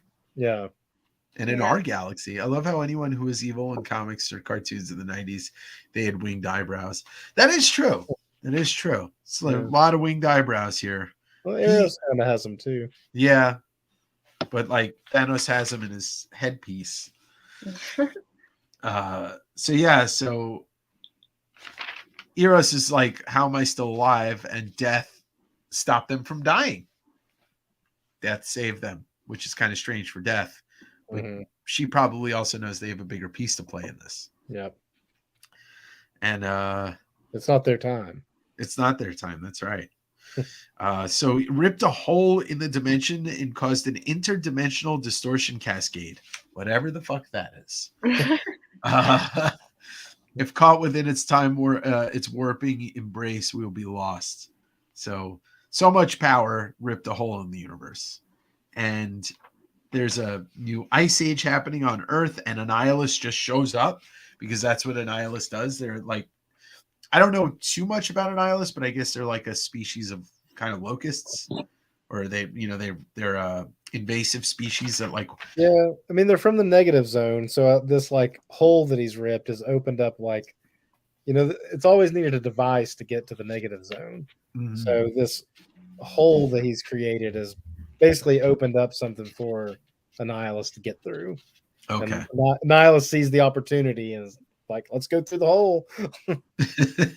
What's funny about Annihilus? Annihilus is some type of other species. Why is he so ripped? Like, look at that.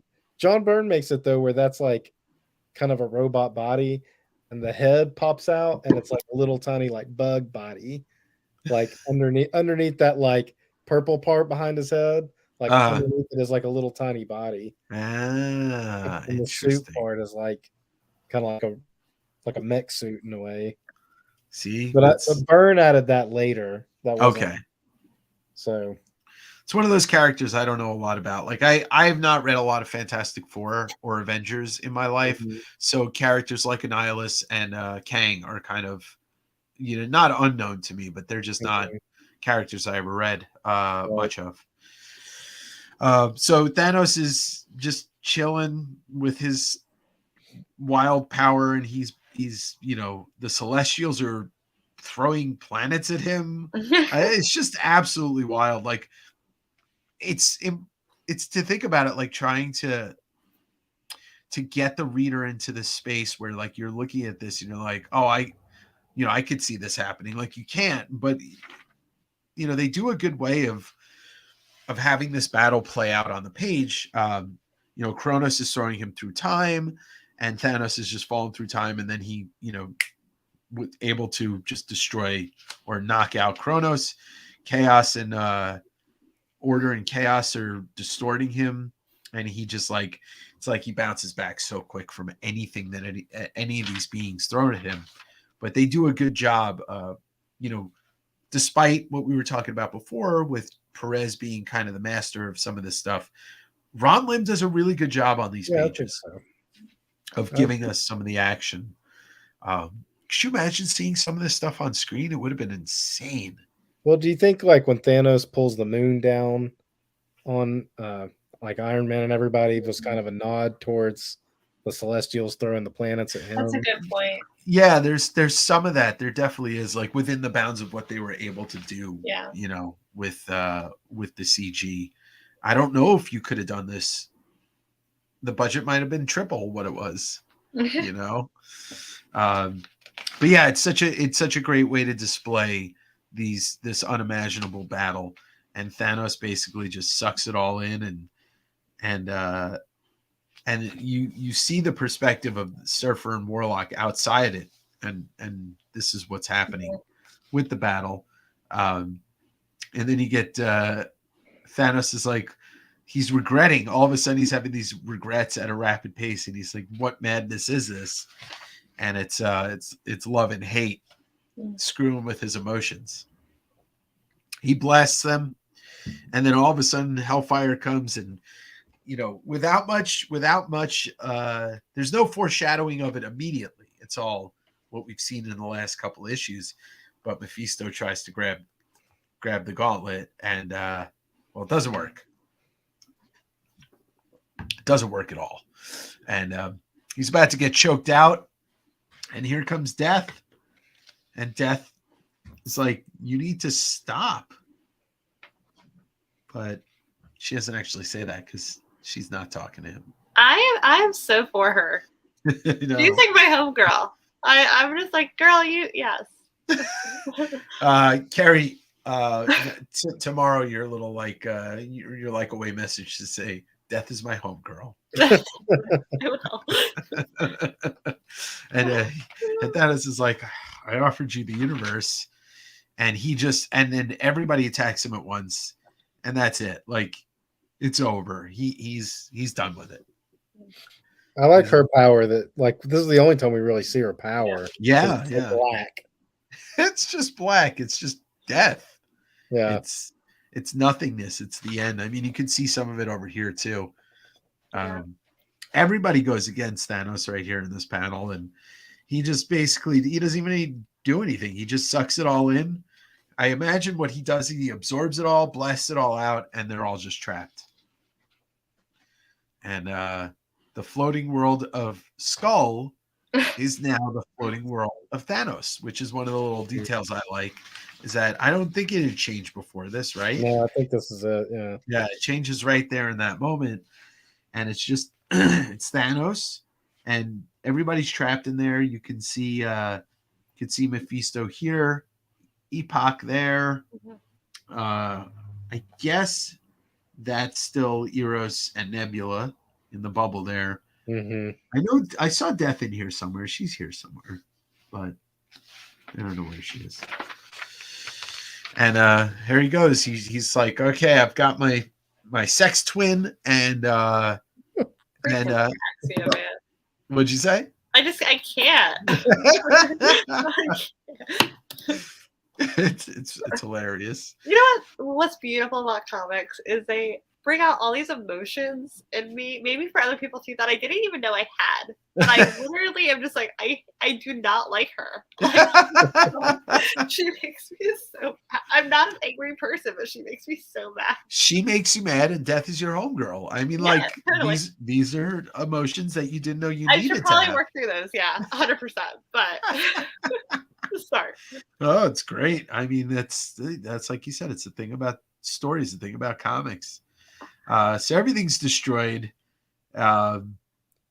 Surfer and Warlock are trying to, like Surfer's like, I don't know, what are we gonna do? How is this gonna end? And Warlock said he's a nihilist unless his reign topples, the fate awaits the entire universe. And we get a panel where Thanos says, I've been expecting you, and it's eternity. And eternity, I guess, for all intents and purposes, without the gauntlet existing, is the most powerful being. There's none more powerful. He is everything. Yeah. And basically demands Thanos stop, reclaim which is mine and my self-control of this reality. And the battle is just this. This page is the battle. It's two nuclear missiles colliding. I love the artistry too. That's the only, like, every other page is so colorful and so bright, and then you just have this, like, which is, I feel like there's so much power in this one white. And I mean, it's sucking everything else out with the exception of a little bit of Warlock. Right. Ron Lim did a great job with these two pages with all the color and then no color. Yeah. I guess it's him and the colorist and Rubenstein doing it as a team effort. But and then Surfer's like, who won?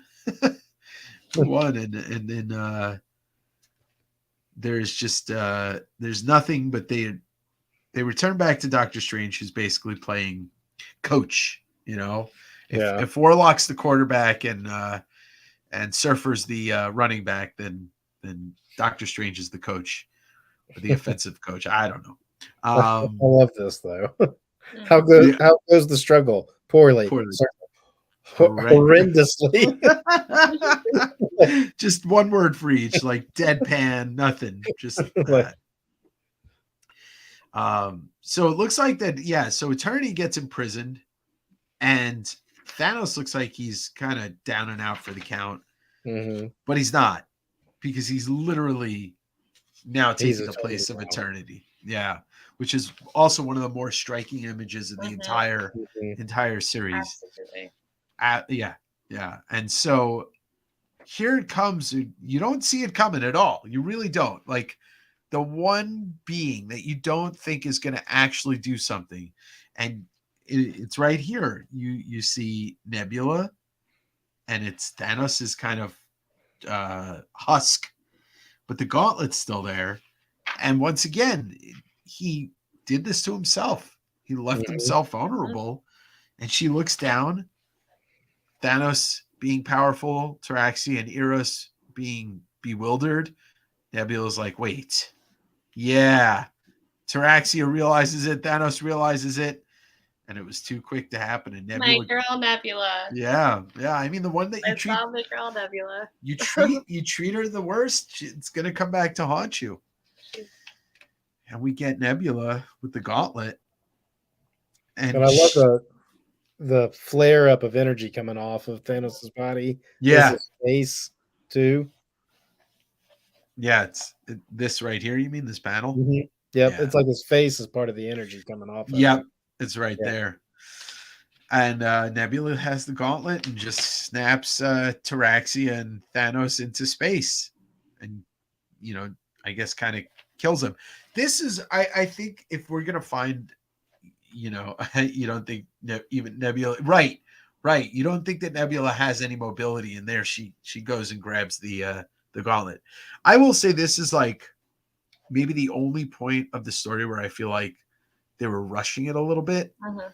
But Marvel's kind of known, have always been known to kind of not just, like fumble the endings, but rush the endings sometimes. Yeah. Because Thanos gets zapped into the Sanctum Sanctorum, and it's like almost like, unless I don't know, we'll go through it, but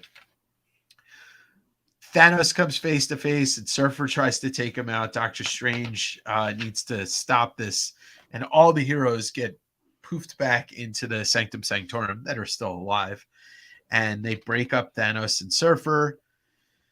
And Nebula, suffers from this thing that they really do ram it home through the movies and the books, is that like not every creature, or most creatures, can't handle one infinity gem, let alone all of them. And that's kind of what this 3 panels really kind of dives into. It tries to give you the idea that she is not built to handle this, because it's all the power. It's not just a little bit, it's all the power. Yeah, in this it's more like, go Sorry, ahead. Sandra. No, you're good. In this it's more like not able to handle the mental capacity of the power, whereas in the movie it was like, no, it will like rip your body apart. Right. Yeah, they are two radically different. I just feel like Nebula is just beautiful, and even I think the movies did a great job with it too. But in the comics, I feel like it pulls so much more at your heartstrings, because I do feel like she's this underdog story. And so when she got that gauntlet, I wanted to just stand up and cheer, like yes, like shoot your shot, like let's go. Yeah, she was a rotting corpse, just Yes, and it was just this beautiful like underdog story of just Nebula as a character. And I haven't dug into Nebula a lot, but I really enjoy her character and her character development. Yo, what's up, Big B? Big B's in the house. So yeah, they kind of, I don't know, I feel like it's a little rushed, but they basically start discussing how are they going to get the gauntlet away from Nebula. And then they start to not trust Warlock, or at least Doom, being Doom. So basically saying that Warlock is Thanos' secret partner. And Thor's like, oh, that's cute, Doom. Now get the fuck out of here. Let's go. And they start to discuss about, we need your help to overcome Nebula because she has the gauntlet. And what do I benefit from Nebula's defeat? And Warlock says the truth. And the part, he talks about how the Soul Gem, he was part of the Soul Gem, and he knows that he knows Thanos better than Thanos knows himself. And he also talks about how, like, you are always seeking ultimate power, but he knows that he's not worthy, and that's why he ends up giving himself up all the time. That's why he says 3 times you have triumphed over incredible odds to gain the ends you desire, and 3 times you have subconsciously supplied the means to your own defeat. Basically saying, yeah, what I just said is that he is not worthy of the power, so he always gives it up because he knows it. I mean, it's an interesting conversation. I just feel like it happens so quickly after he loses the gauntlet, Yeah. Well, you mean like his transition to like realizing it and stuff? Yeah. There was no struggle involved in it, but it could have been a deadline thing. They could have been just trying to get to the end. But that being said, I still enjoy what happens next. He does promise to help them, that they have a 1 in a million shot. And Nebula is basically, her understanding of omnipotence is coming very quickly, but I don't think she really grasps it. And they all come flying in to take her out, but she is a little bit, she knows how to use that power a little bit. But then the final confrontation, Thanos, Surfer, Warlock, and Strange. It's pretty much, the best of what's left. But I don't know. What do you either of you have a thought on how they got to that, and if it was a little too quick or? I feel like it was a little rushed, but I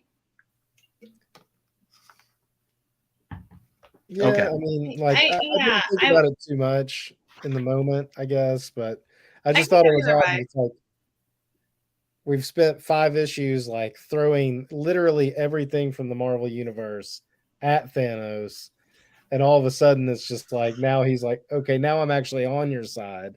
Yeah. Yeah. Because it did happen in like a matter of like what 2 pages or something. Yeah. Yeah, it was a It little did. rushed. But I think like in the context of just reading these 6 issues, it's rushed. But if you kind of take a moment to think about who Thanos is when he gets resurrected and when he starts his mission, like and like there's a piece of him. It's just like they did it in the MCU. There's a piece of him you sympathize with a little bit. The more you learn about his like faults. But yeah, I thought it was a little rushed, but I think it when you stop to think about it and you think about the back matter, then it becomes a little bit easier to digest it. He's just like, yeah, you're right. He lost everything too. Like he lost death. He lost Mhm. the gauntlet. He lost like everything that he was going for. It was taken from him, or he lost. So it was Yeah. like, why? At that point, it's like, why not just go on your side and just call it a day? Yeah, and try and help. And like there's something behind it where he, I'm sure he, the reader's supposed to have it in the back of their head, like you can't really trust him, just like you can't trust Dr. Doom. Mhm. But then, so it's funny because this is the second opening first page splash, I think, that we have where there's going to be a close-up of Thanos' face, and it's a reflection of Thanos in the gauntlet, facing off with Nebula. I mean, he does get what he deserves. Nebula does owe him a beating and a half, when you think about it. But he's like, return the Infinity Gauntlet and all will be forgiven. And this is where we find out that Nebula can't see Adam Warlock. Mhm. Because she says you're two little friends, and Adam Warlock's just standing right behind her, because she's unaware. I forget, they explain it. I forget. He stands outside the realms of chaos and order. That's why. And then Thanos reiterates Nebula is unaware of Warlock's presence, so they have the upper hand. So little, this is kind of like a little bit of what we saw in the MCU. They took a little bit of that with like, just like Warlock's playing Doctor Strange's role pretty much, Mhm. or Doctor Strange is playing Warlock's role, I should say. So I forget. Oh, so she returns. Okay, so Nebula says, with the exception of that, I retain possession of the Infinity Gauntlet. Let everything be as it was 24 hours ago. So she's trying to do the right thing. Mm-hmm. And she returns everybody to where they are. Some people will remember. Some people will think they had a bad dream. Some people will have an uneasy feeling. Except she screws up completely because she was like that 24 hours ago. By the way, there's your Mary Jane right there. So she never, I guess she didn't get disappeared. Maybe she did. But yeah, then Nebula reverts back to her corpse, and Thanos goes to take the gauntlet, except Nebula's like, nope. Your error, she says, a mistake, even that the wretched thing that I was, I can rectify it, but with just a thought, while your error of gloating when you should have been grasping at the power you crave will not be so easily remedied. Touche. Touche. Mhm. And that's when Warlock tries to grab the gauntlet, but he gets, it's interesting. Like, I thought this panel was, or this sequence right here was pretty interesting. He goes to grab the gauntlet and she like backs away. She accidentally blasts Surfer. Is that what happens? Yeah. I assume. But anyway, she also forgot to realize that the cosmic beings are now no longer captive, and they come and they unleash hell again. This time it's all yellow with just a little bit of red. But I do love that. Like, it's the same thing, Daryl. They some of it's coming out, some of it's going behind. Yep.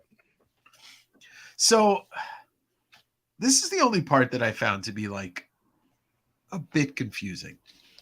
Like, why are they back in the soul world? I guess from this blast. Yeah. Yeah, that was odd.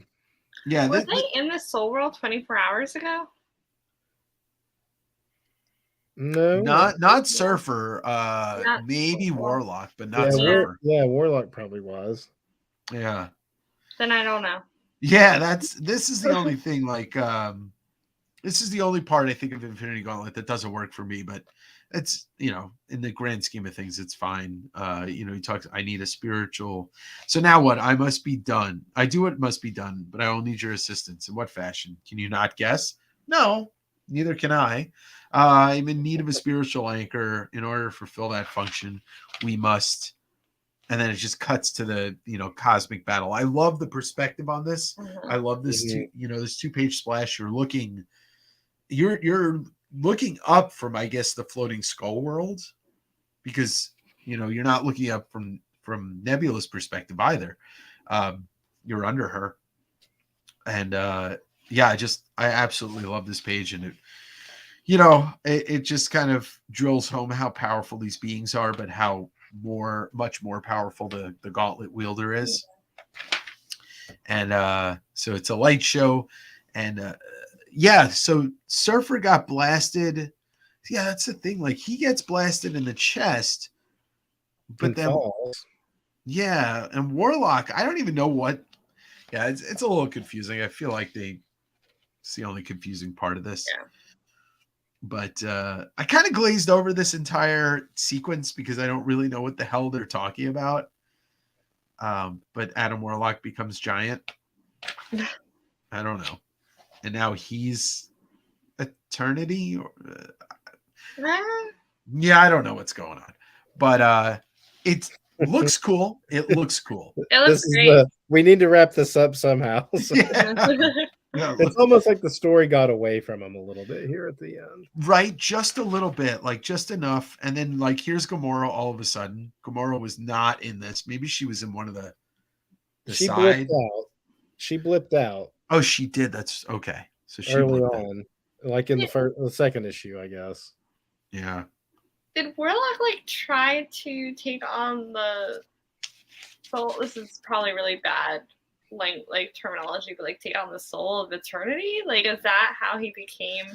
Because he mentioned previously in the story later in the story, about how he knows Thanos more than anybody else because he became right soul. So I wonder if that's kind of it's because Warlock used to be in possession of the soul gem. Right. Yeah. And somehow that was linked him to Thanos in the past. Yeah. It is. It is very confusing. It's confusing, but it looks awesome. It looks I agree. absolutely awesome. From the one I reach out to the 5. So yeah, he's reconnecting with the soul gem, reaching out to the other 5 gems, and meanwhile, Nebula has turned everybody into stone. Really cool. Really, really cool looking double page spread here. I'm They're okay with twisted this. and stuff too. I'm okay with Nebula I'm okay with it. Yeah, I'm okay with it too. You know what? Lamar, I don't know. He doesn't become giant. I don't know. I really don't know.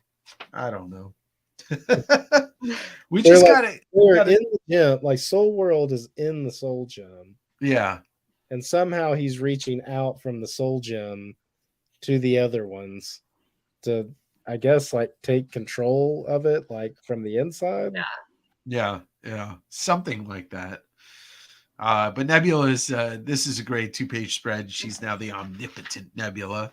And then Surfer's inside the soul gem, Adam, don't get lost out there. It's so easy to do. Okay. All right, thanks for those wise words, Surfer. Uh, and then Thanos knows what's going on with Warlock, and it's a mess. It is a mess. Mhm. It's a mess, but it's a fun mess. It's a fun looking mess. The end of this book, and Warlock just blasts. He blasts out. He takes control of the gauntlet, and the gauntlet goes flying off of Nebula's hand, and Thanos busts loose. And this is comical. I absolutely Yeah. love this. This is like some Looney Tunes stuff here. I love it. Yeah, he goes for the gauntlet. Strange pulls back the gauntlet, and then they have like the old fumble Ruski right here, and they fumble the gauntlet, and they're all running for the gauntlet, and then Thor just comes and smashes Thanos' face into the ground. The gauntlet's loose. Like Drax is like choking the Hulk, and those like idiot, I'm on your side. Yeah. I mean, like the Benny Hill music should be playing in your head while you're reading this, because then it's like Gauntlet, Hulk, Nebula's hand, Thanos is gritting his teeth, Eros is trying to get it. There's hair pulling. Yes, somebody's pulling Nebula's hair. Eros is trying to get it. The Gauntlet, Drax is now getting choked out by Thanos while grabbing for it. Yeah, it almost looks like the end of an eye poke there. A fist in Thor's face, and then boom, Adam Warlock has got the gauntlet, and he's like, all right, y'all, chill the fuck out. We also got to talk about how good the lettering on this story is, and like how everybody has such, like a lot of the humans and the regular characters have, normal letters, and all the same, but Thanos, Warlock, Nebula, like everybody's had so much different lettering. It's pretty interesting to see that. But yeah, so Warlock's got the gauntlet. Roughing the passer was called, so that's a 10-yard penalty, and it looks like there's a new supreme being in the neighborhood, and Warlock is stoic and has the gauntlet, and basically, he's about to right a lot of wrongs right here. But both the two people that previously had the gauntlet, Nebula and Thanos, are like, no, Warlock can't have it. It's not his power. And Warlock's like, well, possession's 9/10 of the law, so fuck off. And, they're all just like, all right, what's going to happen next? And Warlock says, I'll promise to use it wisely. And both Hulk and Drax are like, still want to kick the shit out of Thanos, but you can't. I mean, he, even in his least powerful, he's still more powerful than everybody else. And he clicks something on his belt, and I don't know. Oh, it's a thermonuclear device. Like, I'm gonna blow everybody up. And Thor does the thing and smacks him out into the middle of space, where Thanos self-destructs. I do love it.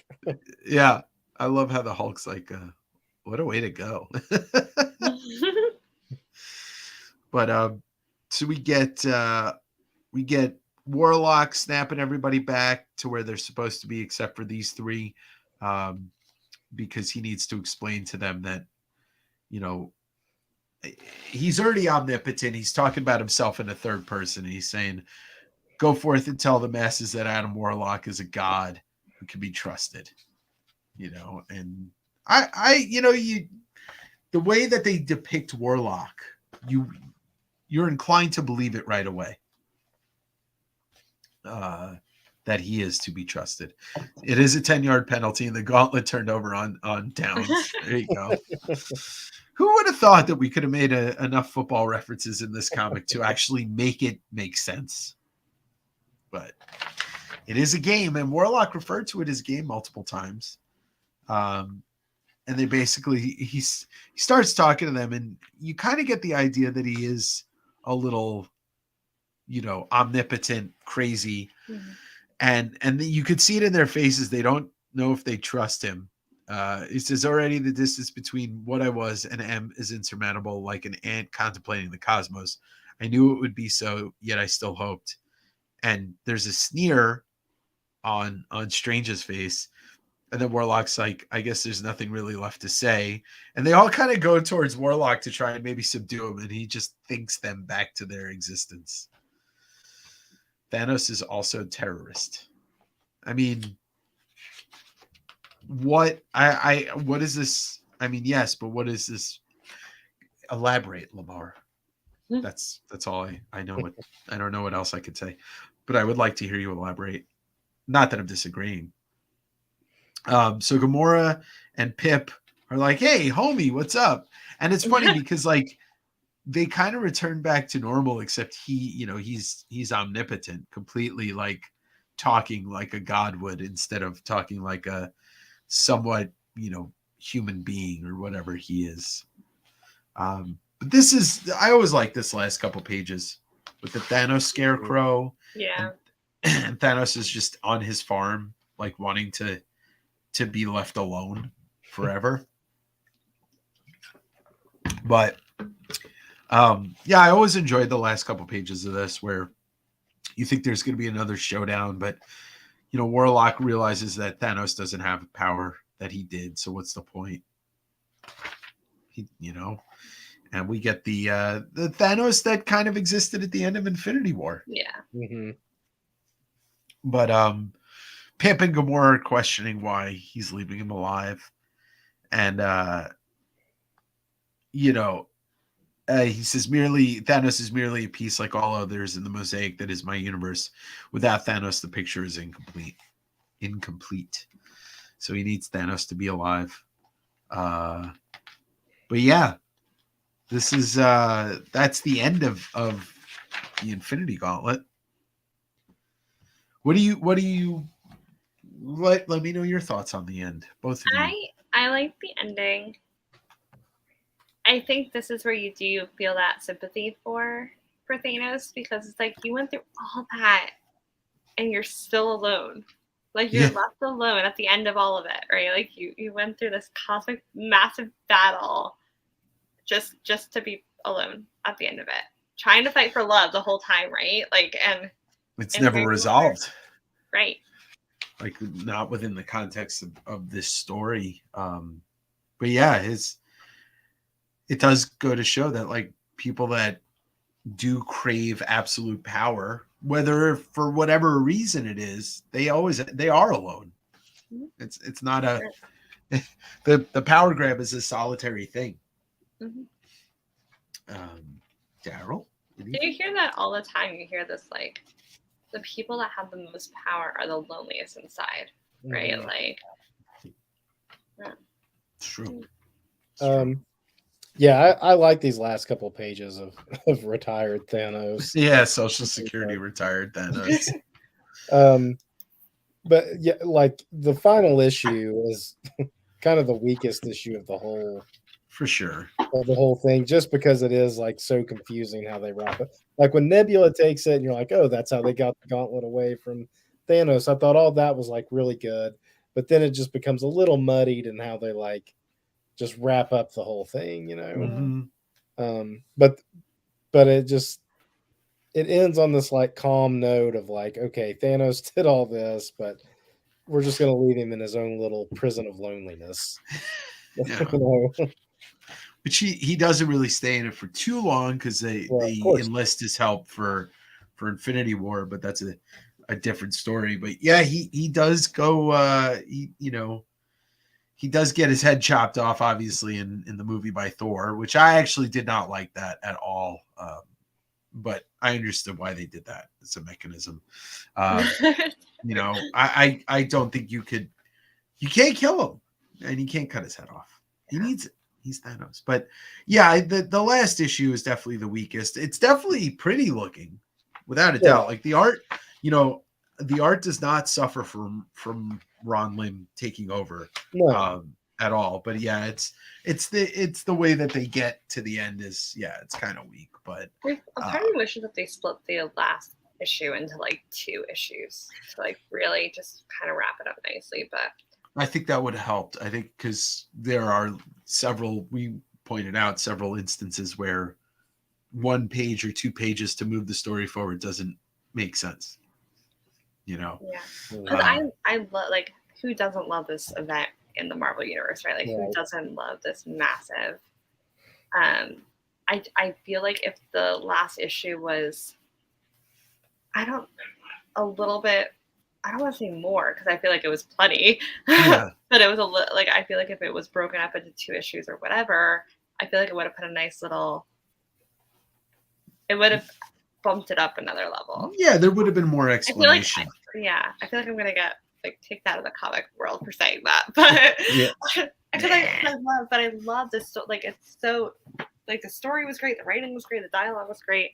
I just feel like you said, the last issue did feel a little It's a little rushed.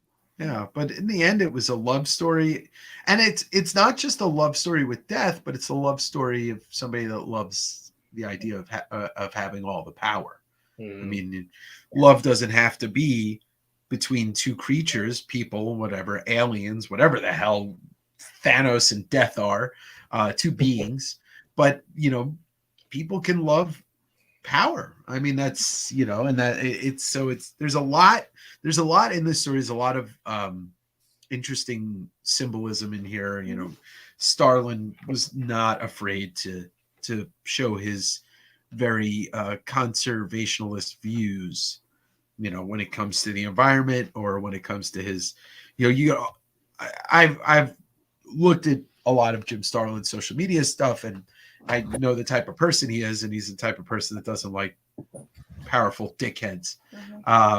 But yeah, it's just it's a bold statement to make, wrapped up in a great comic. But yeah, it's some people love and self-absorption, love story for power. Leave Thanos alone to contemplate and plan. What could go wrong? Yeah, I know. Like another 4 Infinity Wars? I don't know. Yeah, there is a lot of Kirbyisms in this. I mean, you can't do the cosmic universe without paying, some certain amount of tribute to the man who birthed all of it, or at least co-birthed all of it. But yeah, it still stands as my favorite Marvel, big Marvel story. There's been a couple others, but they took 10 years, 15 years down the road. Like I said, Civil War, Mark Miller kind of writing some really good big storylines 10 years and 15 years after this. But one thing though, this wasn't like a event in the sense that we know them today. It's like there were crossover issues that had the little corner stamp of like, hey, this kind of ties into the Infinity Gauntlet, but it wasn't like this is taking over for the whole summer. You have to read this event or you're missing out on like everything else going on is tied directly to this. And even those tie-in issues, you could read those and not read this. Yeah. You didn't need to, or like we just sat here and read this, but read none of the tie-ins, and none of the tie-ins mattered. So, no, with the exception of Surfer, none of the tie-ins really mattered. Yeah. Right. Yeah. But the thing was about this is like the archetype of I know it goes back to Secret Wars being the first thing that they did, but the reason why they did Secret Wars was more so for the merch. Right. It was driven by a toy line. Yeah, it was driven by a toy line. This just purely, it was like, this is happening, but like you said, you could be reading Moon Knight and like you could be reading Avengers, and some of this stuff you would never know is going on. But this was just like, this is so important for the history of Marvel, because now we look back at it 31 years, and it's like, this doesn't happen.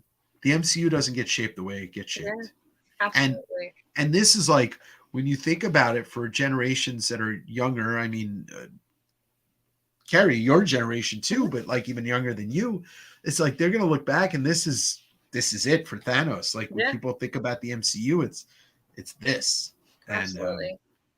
But yeah, this will always be my favorite thing, because it involves so many characters that I didn't know I loved until I read this, and sorry, Dave. Go ahead. Oh, I was just going to say, it drove me, in my comic collecting sense, to want to own the first appearances of almost every of the cosmic, like Surfer, Mephisto, Death, Thanos, Galactus. Mm. If I didn't read this, I would not care about those characters to the point of like that's one of the main things about my collection. Yeah. So. Dave, you had said something about Starlin and just his hatred for like powerful dickheads, right? Like Yeah. I just feel like that's and just this all happened during the Gulf War when this story came out, right? And so like, and then you're talking about power and all of that just going on at the time. So to be able to tie in this whole Marvel universe with all these characters into a story that has to do with power, which was also during the Gulf War, which was like it's just a very putting it into the time perspective of it, because I feel like you forget that sometimes when you're like when books come out, and it's so pivotal now, right? Like you still deal with that in our, whether it be personally within like our small micro level family, or whether it's like macro and political, right? Like so I think those themes can carry out throughout time, but just looking back at how pivotal the Gulf War was and that this story came out during that time speaks a lot to the theme of power and love. And I would love to interview Starlin and just kind of ask him about, you know, like just focus on this part of his career, but also like the creation of all the cosmic stuff that led to this and all that. Because I didn't even think about that. Yeah, don't think about the Gulf War that often because it lasted so long. It's almost like it wasn't a war. It was just a time in American history where we decided to go to war, and then we stopped for a little bit, and then we went back there. But but it's also like what inspired these writers to write these stories? Like what was going on during that time to be like, hey, we're going to create a story. Like how epic would it be to have this epic, like amazing event that shapes the Marvel universe, right? Like, but then to also tie it into all the current themes that are going on at that time in life. Yeah, it's just interesting. Yeah, it's hard for me to imagine too. Like, this is the story that the MCU like went for first. You know, when they ended that first Avengers movie with the stinger of Thanos, and immediately as soon as you see Thanos, they're like, they're doing Infinity Gauntlet. They're gonna do Infinity Gauntlet. Yeah. And you're like, how are they gonna pull that off? We don't have Surfer, we don't have Warlock. Like, how are they gonna do this? You know, so there was all that like suspense of like, you know, how are they gonna just pull this epic story off? And like I said, this wasn't like some huge promoted event the year it came out. When this came out, X-Men was the big thing, right? It was like X-Men #1, Spider-Man, X-Force, Spider-Man, Wolverine being the most popular character. Punisher was huge at the time. Ghost Rider was big at the time. You know, this little corner of the cosmic universe wasn't like the all eyes on it. No, it wasn't. So this just kind of, like came like a brick through a window in people's like, whoa, what's going on over here all of a sudden? You know, and then the X-Men aren't even really in it other than Wolverine's like little part. And I don't think they understood or they knew what the cultural impact of this story was going to have. Yeah. It really is. Like, it can't be understated how impactful it is, because you're right. You know, I don't know numbers, right? I don't know publication numbers and sales numbers, but I can't imagine Doctor Strange, Silver Surfer were selling the most books, because they weren't. We know they weren't. Right. They're probably selling some of the least amount. At least in the mid levels, you know. I mean, Surfer was a pretty popular title, but not like the ones I just rattled off. Right. And Thanos hadn't been a character in the comics for probably a decade. Yeah. Mephisto wasn't really a character in the comics in a big way. Death surely wasn't. Eros, Drax, Firelord, you know, these weren't big. You're right. They were not big characters. Warlock wasn't. And so it really is like, it's a testament also to them taking a real chance and publishing not just this, but in the numbers that they did, because I'm sure there was probably 1 million of each issue printed, if not more. But yeah, there was no way they could have known it was going to take on this huge life that, like, this reverberates 25 years later and becomes, this thing. We all know this. When you're talking about Marvel Comics and you do a snap or whatever, it's like it becomes this cultural thing, and it's awesome. I love it. I love that it's we're looking back at it and like, I can't really tell you that there's a better story from this time in Marvel Comics. I don't think there is. I mean, I like the original Secret Wars, but it doesn't compare to this at all as an event. I mean, there's singular, like, I love the Mutant Massacre and X-Men a lot, but as far as like an epic, like a truly epic tale, this is, I can't say that you're wrong. No. I mean, I can't. I didn't think when I was younger, I didn't think that, or like when I got to be a little bit older in my 20s, I didn't know if there were a lot of people out there that really this story resonated with them and they appreciated it as years went on. Obviously, right at the end of the Avengers first movie, I was like, oh God. And it was a more innocent time where we weren't thinking about like as a collective, we weren't like, oh, is this person like, oh, they're teasing this person. Oh, if they don't have this person, it's not going to work. It's like, oh, how are they, like you said, Daryl, how are they going to pull this off? And, now it's like, oh, well, this movie sucks because this person didn't appear in it. It's like, shut up. I don't even want to go down the negative fan. Right? No, we don't go there. But yeah, like, I saw the first Avengers movie and I went with my wife and her sister and her sister's husband. And I remember they showed that stinger and I'm the only one in the group that knows who Thanos is. Right.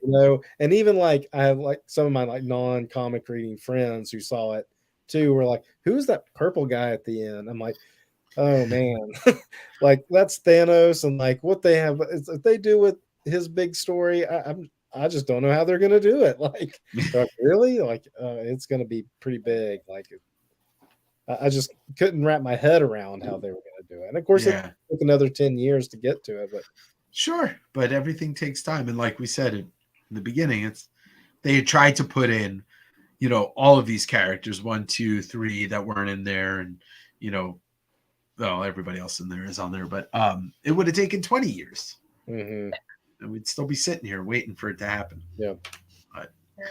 But they pulled it off in a different way, but it worked in the context of the universe that they built for the movie.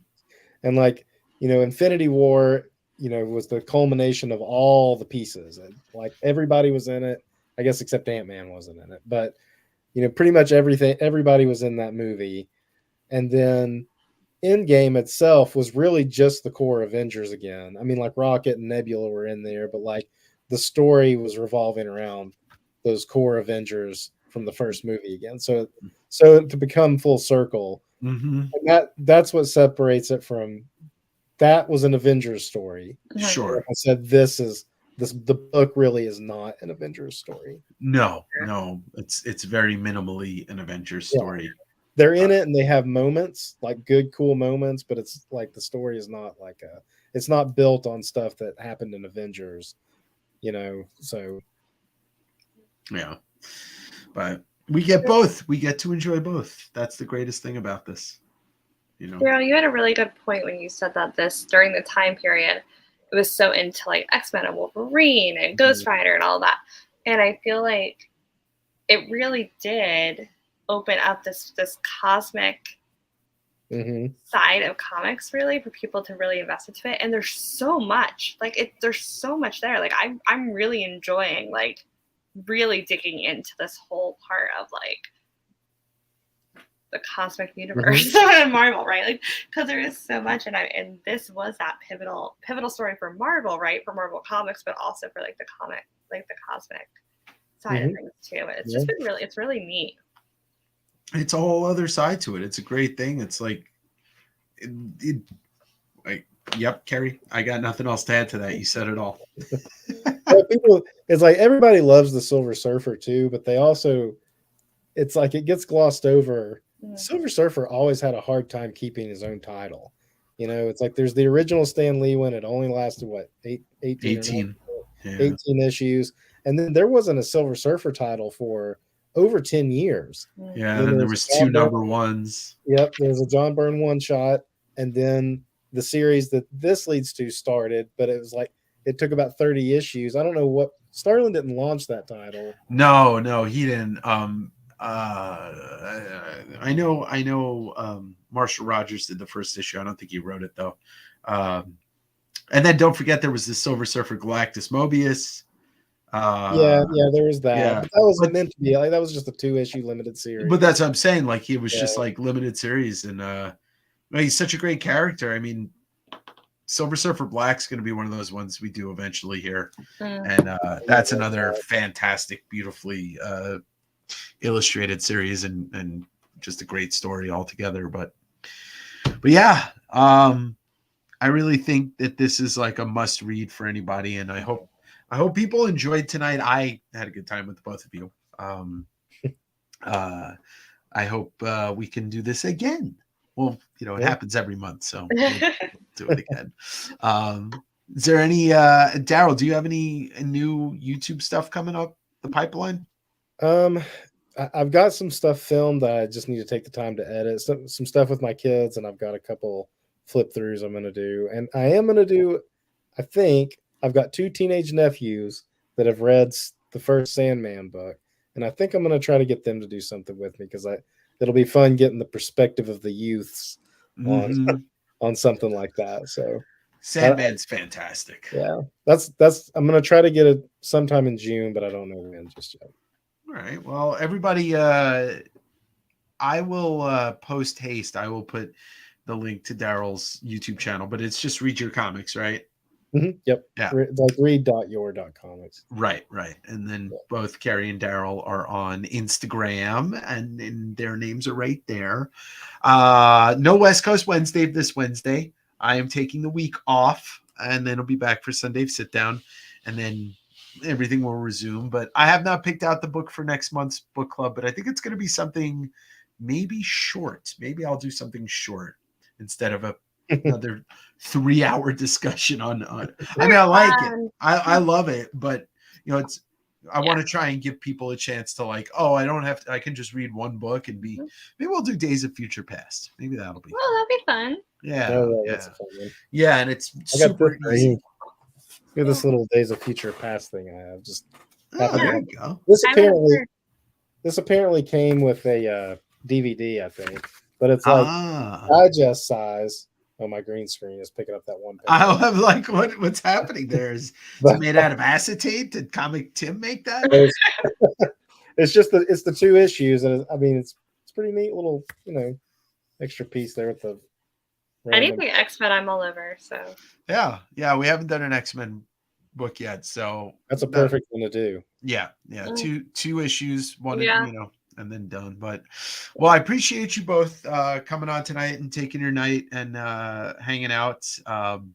You 2 stick around. We'll close out this, and then I'll just talk to you guys real quick. But thanks, Dave. Yeah, thanks for joining. This was a lot of fun, and a first timer on the channel, Mr. Daryl, and a veteran on this channel, Mrs. Carrie. Thank you so much. Everybody here, don't forget to watch my video I dropped this morning. Tell your friends to subscribe to this because I just hit 1,800 subscribers today, and I'm road to 2,000 for the party. We're gonna have a huge party when I hit 2,000 subscribers. 2,000 subscribers. Give away a whole bunch of stuff. Anyway. But thank you both to you. Thank you to everybody in the chat over there. And I'll close y'all out with the theme song that we all love, and then you 2 stick around, and I'll say goodbye and good night. And everybody have a good night and enjoy your holiday tomorrow. Much love to all my former and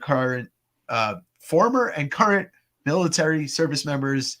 Tomorrow's for you, so enjoy it. And we'll see you next week on the West Coast Avenger. Are you ready? SunDAVE sit